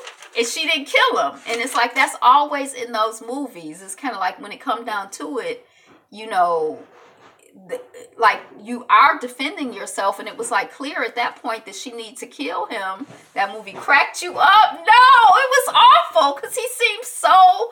I didn't see where, like, I always feel like, well, that's where you made your mistake right there.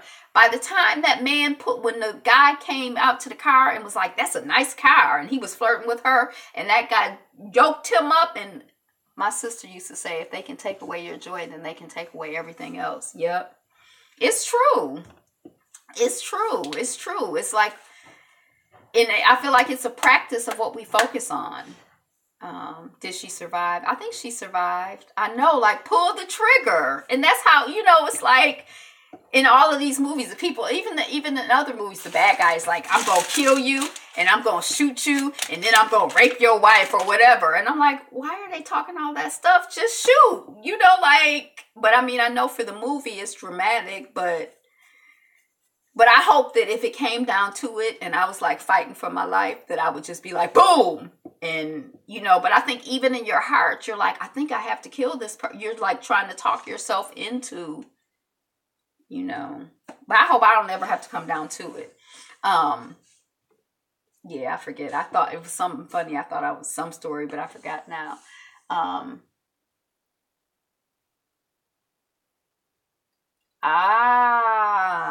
Yeah, that's a good point. The right choice is always my life. It's me. Number one, me. Right. I mean, you know, in certain types of situations, clearly, you know, I'm not, at least theoretically, now I don't know, but clearly I'm not going to let you just come in here and kill me without some kind of fight and me trying to kill you first. It's not going to happen. What's going to happen?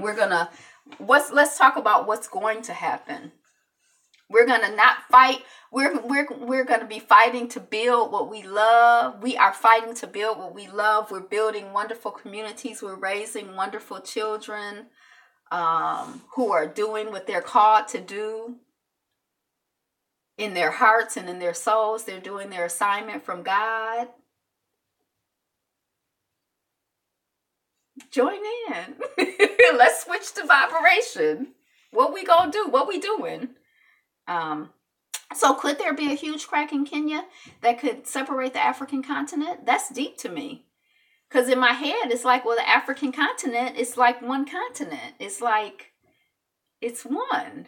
Could it break? I mean, what would it mean? That's deep. Because theoretically, haven't you seen like the concept where like all of the continents were one, and like, is it called continental drift? I don't know. I study the prophecies. I believe a short tribulation comes before we are restored. Okay. LeBron James leaving the Cavs over owner Dan Gilbert's Trump support is a question. Yes. I think that I don't know much about LeBron James, but I think that Dan Gilbert is really big here in Detroit. I guess he's like in Detroit and Ohio, and he might own different teams. I'm not really clear about it. But I hope that LeBron James is leaving over politics and over that BS politics, and I encourage it, and I hope, you know, he like take the leadership and do that. I like that. Are you calling me a racist? Doctor's response to being challenged on his care for a black patient is troubling. So it seems like this is like an Indian woman. She's looking at this woman, and the symptoms that she's presenting with, the Indian woman or this woman doctor remembers reading something about how when black women present with these symptoms, they end up dying of heart attacks because people don't identify them as having a heart attack. And so she says to the next doctor, she needs this type of procedure. And the next doctor is like, I'm not giving her that type of procedure. And so the Indian woman, who I think is Indian, is like, look, I just read an article where Black people are less likely to get this procedure when they need it, and they die more often because, and the doctor's like, are you calling me racist? So instead of the person getting treatment, they're having like a philosophical conversation about whether like he's getting all offended and upset about what she's calling him or not calling him when somebody's life is in the balance.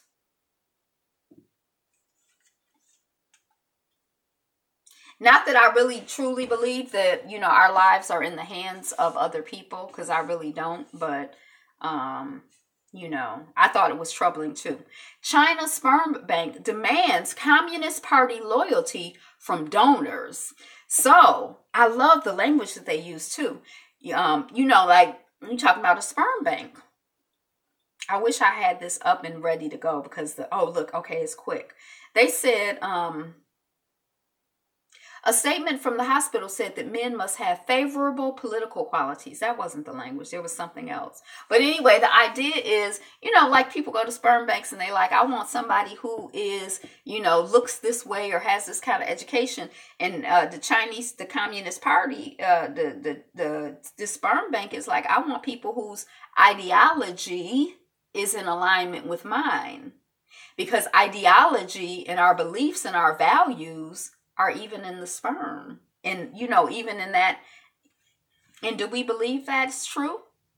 When you're out here, probably not none of y'all, but when when our people are out here casually, slanging, stuff around, and then they had these children with people whose values don't align with theirs, but they're like, just casually having fun with something that's very serious, like your children and who their, who their parents are, who's raising them, not only who's raising them, but what values are circulating through their DNA.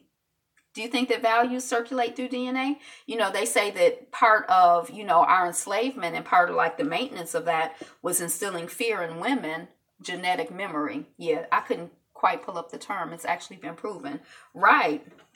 So I never thought of it. I thought of genetic memory in terms of, the fear being passed down and like other, psychoses. But I never thought of it in terms of, I guess I've always thought, well, the people who raise, oh, really?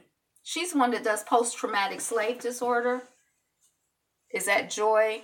I don't know how to pronounce her name. Dugaray. She's post-traumatic slave disorder. Post-traumatic. Yes. DeGroy. It seems like I've seen one of DeGrew. Oh, see? The phonetic pronunciation. DeGrew. It seems like I've seen like a video or two on YouTube. But anyway, I just love that idea. Like, I've thought of it in terms of like, who you choose, they're raising the children. And so their values are there, in the upbringing, in the interaction post-birth. But I've never really thought about it pre-birth. Like, ooh, it's interesting to me. Yes. A remarkable Twitter story about a man showing his younger brother how to be a gentleman. I just love that because I think that, I was listening to this guy from Man Cave today. They kind of get on my nerves on Man Cave a little bit. But he was saying, iron sharpens iron. And he tries to be around men who are iron so that he can sharpen them and they can sharpen him. And when you're around people who are plastic and you say something, then they get cut. They be like, you cut me off. No, don't say nothing bad about me. I can't take it. Or don't say nothing unnice about me. I can't take it. But also the plastic dulls you. When you have, how plastic is ubiquitous. It's everywhere. But, when you have, it's like stuff isn't, when you use your iron to cut plastic, your knife get dull. It don't get stronger. So I like the idea. I always think about, how are we, when we look up, I think like as adults, there's this thing that we do where we look up and we see young people and we're like, them young people. And I always think, well, who raised those young people? I don't think we can like abdicate responsibility for what's going on with young people. If we've turned them over to TV, if we've turned them over to schools, if we've turned them over to whomever who has raised them up to be crazy, then we have to like honestly deal with that and then make some better choices going forward. I just, I never appreciate when we be dogging out younger people, because I feel like it's those are our those people, that's our responsibility. So, I like to hear, the young man teaching his, younger brother, whatever. I didn't really see the Twitter thing, but I think it's, I don't know if it's remarkable. I feel like it should be, I don't know. Maybe it's not the norm. Maybe it is something we're remarking on it. So maybe it is remarkable, but I just like it. Deadly shooting of little girl started from Facebook argument.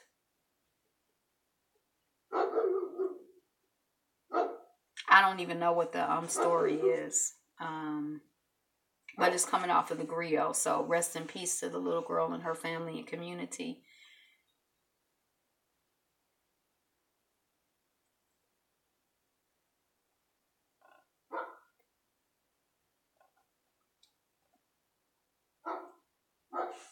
Yeah, it's like, I think something like, I guess there is collateral damage when you're killing people, but I just feel like killing people is kind of serious, period.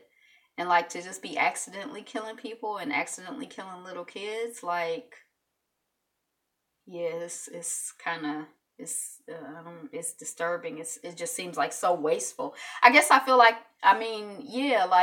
life is precious. I feel like I don't care I just feel like, I guess I just don't think of like killing as like something casual, and like, okay, we having a Facebook argument. I don't know what they were arguing about. Maybe the term minimizes the importance and the significance of the argument. Like maybe it was something like really serious and crucial, and it warranted some killation. I don't know. But anyway, just peace to the family. Oh my God. Gaza-Israel border unrest erupts as Palestinians resume protest. Charity begins at home. Why are Black celebrities chided for helping Black people abroad? I feel like we need to have all kinds of relationships. So whoever you're called to relate to, I think it's important, Tyra Banks is so frugal, her accountants once told her to spend some DAMN money from her $90 million net worth. I like a frugal person. Senator Kamala Harris on Stephon Clark in the implicit bias of law enforcement, SSDD. She ain't saying nothing new. Facebook secretly deleted some of Mark Zuckerberg's private messages over fears the company could be hacked. Park Geun-hye,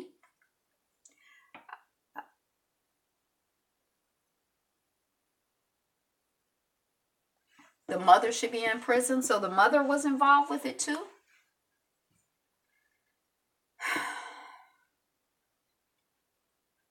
South Korea's ex-leader jailed for 24 years for corruption. That's like, this person ain't even in office, and they just, she allowed it to happen. What about the daddy? Did the daddy allow it to happen? Oh, you probably are familiar with the story. I just read the headline. Sears and Delta customers may have had payment data exposed. Another data breach. We were talking about how casual they are with our information.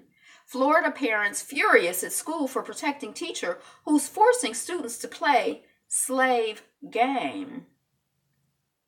Snoop Dogg responds to critics of his gospel album. I thought church was supposed to welcome sinners. I don't understand what the issue is with the whole Snoop Dogg thing. I don't know. I don't understand.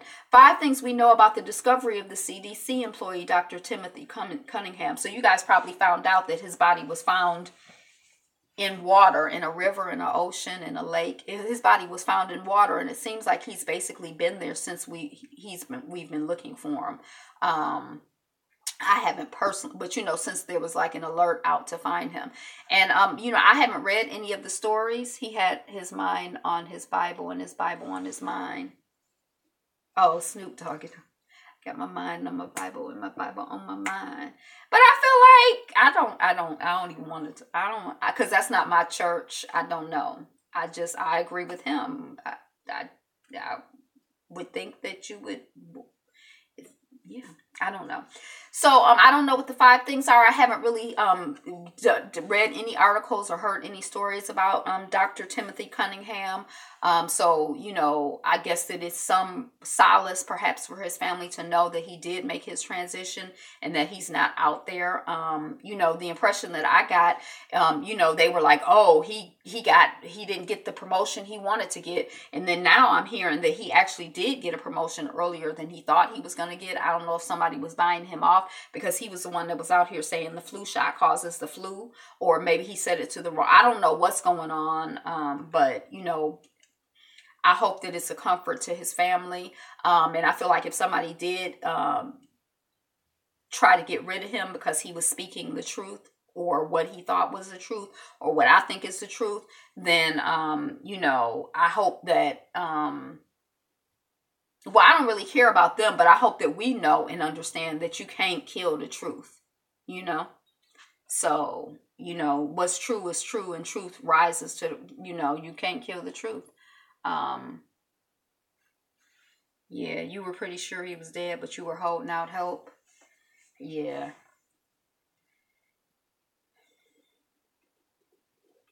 So, I don't really know much about him, but I did appreciate the fact that he said that the flu shot causes flu, because that's been my theory. I mean, that's anecdotally, that's what it seemed like to me. So I was kind of like, I don't know. Belgian man who wished he was black moves. I kind of knew he was a goner. I know, right. I knew people. I'm not saying he's the first one. And I mean, I don't know. I don't know if it was his unique position in the CDC. You can't kill the truth. I don't know. I don't know what the story was and what else he was about to say or what he was about to expose. If that's the case, I mean, that's my theory, but I don't know. But it just don't feel right. It don't feel right. Corporate, it's money to be made in selling the flu shot and people being sick and buying Theraflu and all of this other BS, so I know that, saying some stuff, even though it's true, they be serious about, stressed about it because, and if they can discredit, oh, that's just Angela over there saying the flu shot, causes flu. But when the CDC, other people, we might take it differently. Like, oh, forget her. She don't know nothing. Belgian man who wished he was black moves to Senegal to start a new life. I like the way, at least, that people look in Senegal. I have a friend who spent some time in Senegal, but it was scary the way she described it, because she was like a woman living alone, and she was like, one time somebody followed her to her house, and they were like knocking on the door, and I could see myself sitting there with my knife like I'm gonna have to kill somebody, and that just sounds so stressful. They went away eventually, but I guess they thought that, I don't know what they thought. China could be the new owner of Venezuela's oil industry. That's a whole, I learned, but anyway. Betsy DeVos to review Obama-era policy on racial bias in student discipline. Black Lightning sends fans in a frenzy after new announcement. Was a new announcement that they getting renewed, or is it something else that sends them? I like Black Lightning. I'm way behind on it, but I really liked it when I was watching it. One of the smallest oil producers in the Middle East just announced its biggest discovery in decades. And it's by the country that I call Qatar, but sometimes I hear somebody call it Qatar. I'm like, what's Qatar? My mother was like, that country you call Qatar? How you pronounce it? I always say Qatar. Qatar. Former South African President Zuma to go on trial for corruption. Australia shocked by sheep deaths on ship. So I guess there's like some threshold where it's like if, 1% of the sheep die on the ship is cool. But this was like more than twice the threshold. And so the people were shocked and upset. And yesterday I had 50 ounces of water. I had a serving of kale, a grapefruit, 4 carrots, a banana, and 4 dates. Oh, I had 4 carrots? Okay. So I got my 5-6 servings of fruits and vegetables yesterday. Yay! Did you know that BET was the first African-American founded company to trade on the New York Stock Exchange? No, I did not. Do I care? I don't know. I don't think I care. Famous black author was chained upside down and beaten by police as a teenager. Chained by police. I feel like let's just start there. Doesn't that, okay. And hung upside down and beaten. I don't know. I don't remember who the author was, but, this is aside from the work that they do as an author, or that they did as an author. National African American History Museum offers Walk Up Wednesdays. I guess it's the one in D.C. Student disciplined after displaying Confederate flag and noose on MLK 50 Day. The system failed these children, family friend says. She reported the Hearts in 2013. Their brutality is legendary, no surprise. That's what they're known for. She reported the Hearts in 2013 for cruel punishment toward the kids. So these are the two white lesbian women who rode off the road, and 3 of the children have been found. I don't, what happened to the other 3 children? I feel like I don't like to speak certain things because I don't want to say it, but what happened to the other 3 children? Where are they at? And they reported them in 2013 for cruel punishment, and they adopted 6 children. Fostered 6 children. That's a whole, conversation. 1/3 of Americans thought Martin Luther King brought his assassination onto himself. I wonder what third it is. They say it's about 1/3 of Americans that no matter what Zero says or does, they down with them.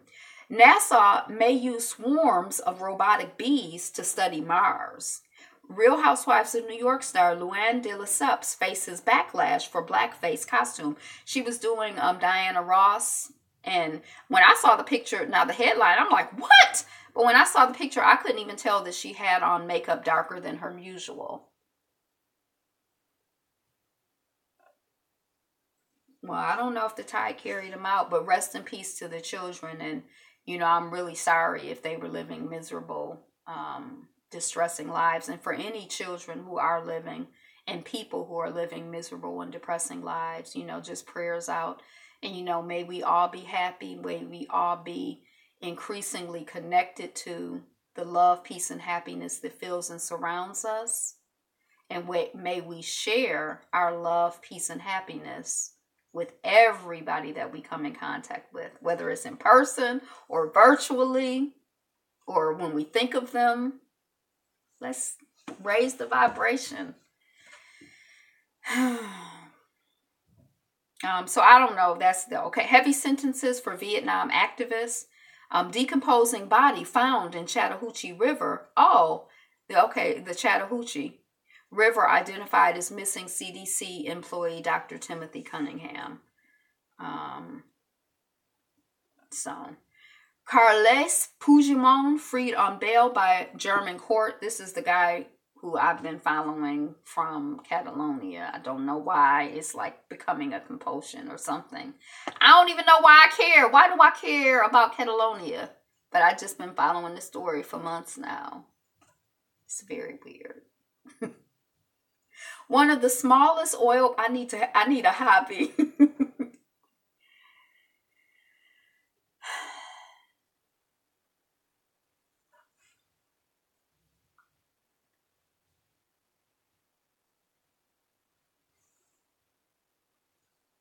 Meet Tiger Woods' mysterious new girlfriend, a restaurant manager no one had heard of before this. Now, when Tiger Woods was dealing with all of those women, weren't they all, I don't know if they're better off alive. I know. But then who's to say? Yeah, I don't know. That whole,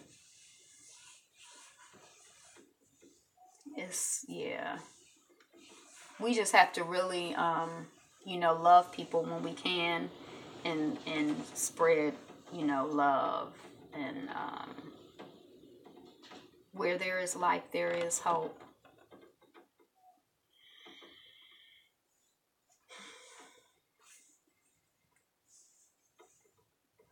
So Tiger Woods, the whole Pizzagate thing has gotten me thrown off. Oh, because in one of the, okay, let me not, I can't talk about these people anymore. Because there are people in the world, there are children in the world who are, who are living as, are enslaved and are used for sex and all kinds of other stuff. Even if it's not those 3 heart children or 6 heart children. I don't even like to call them heart children because I think that was like their adopted family's name. I don't know. Devontae and his siblings, I think they were all related to baby boy Devontae. But so Tiger Woods has a new girlfriend. When he was cheating on his white wife, wasn't he cheating with, white women who worked in restaurants? I think he has like some restaurant worker fetish because she is a restaurant manager.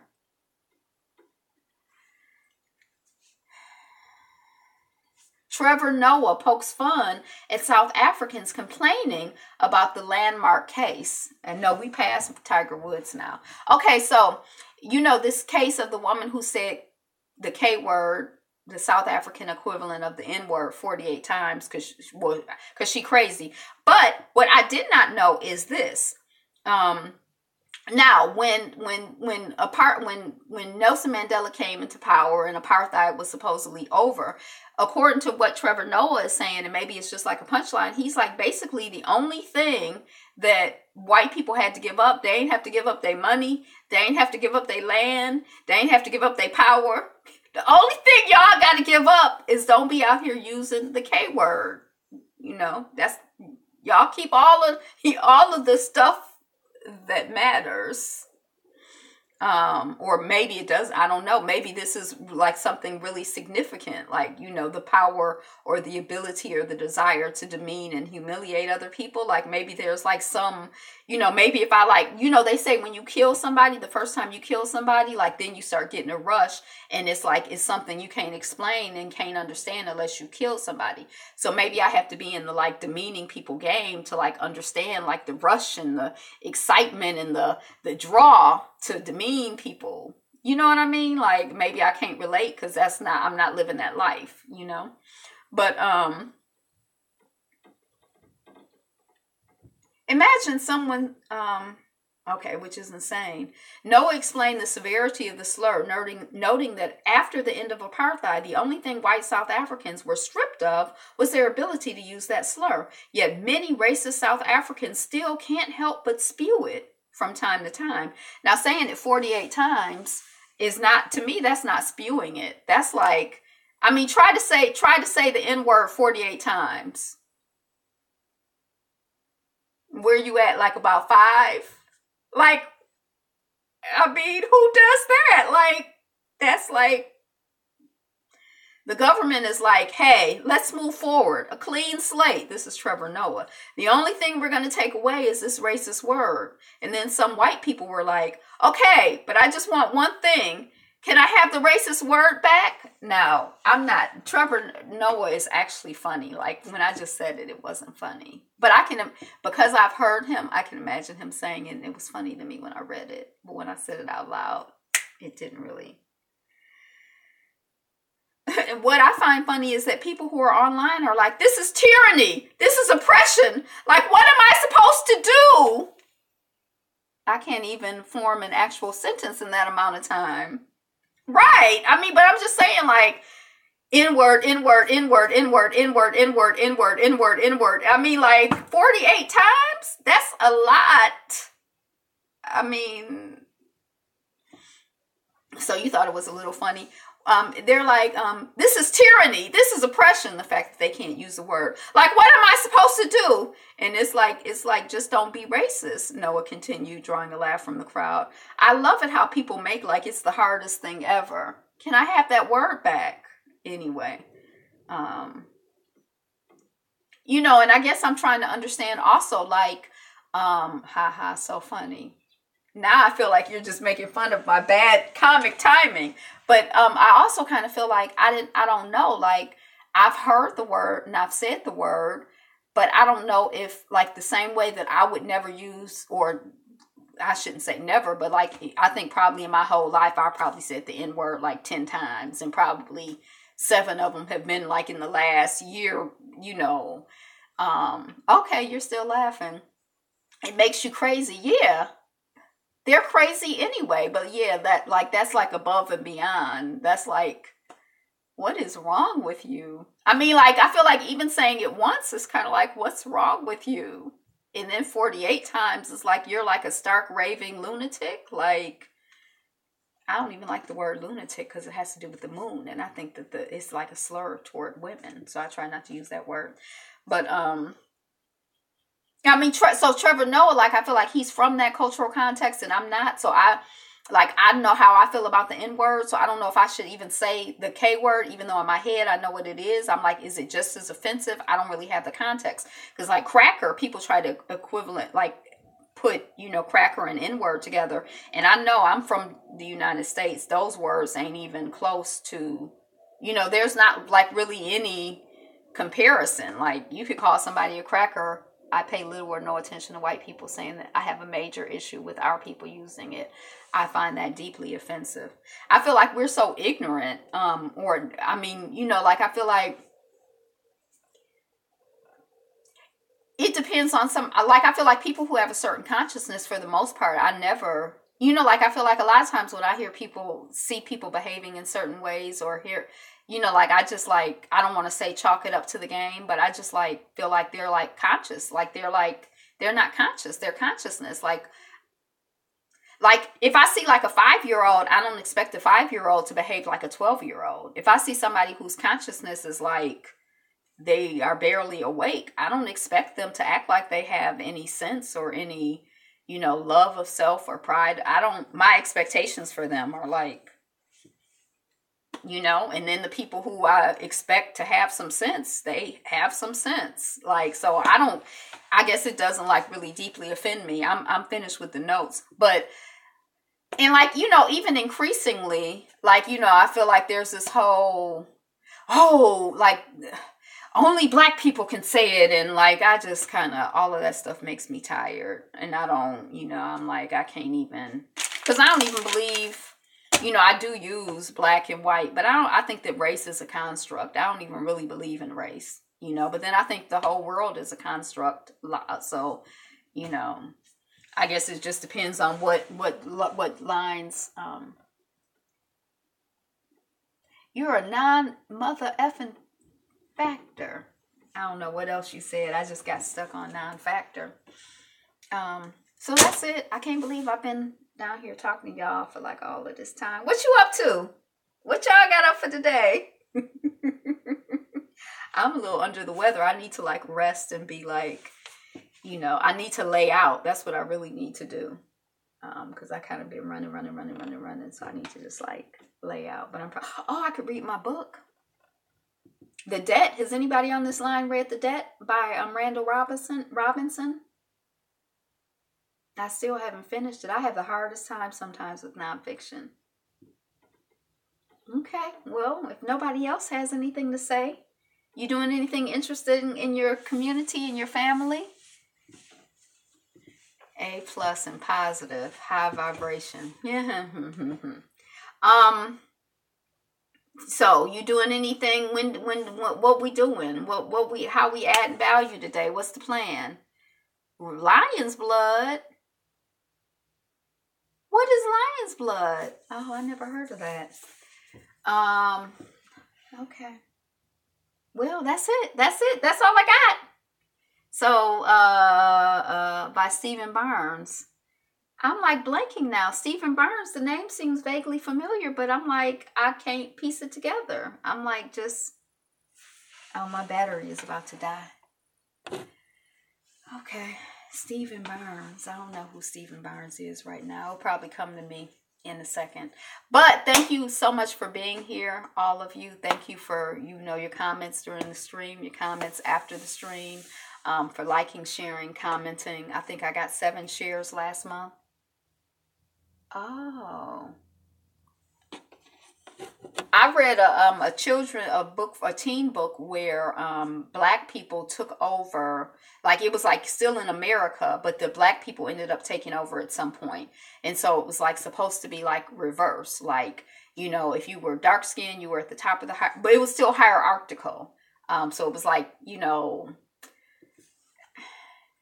So I like, I thought it was like an interesting concept, but I would prefer something, instead of like a reverse of what is, But yeah, that's the only thing I've read like that. But Stephen Barnes seems familiar. I don't know if I've read his work or why it seems familiar. But anyway, eat well, drink water, love yourself, do some loving movement, be you, be fabulous, you. Go skating. We going skating? Let's go skating. Peace.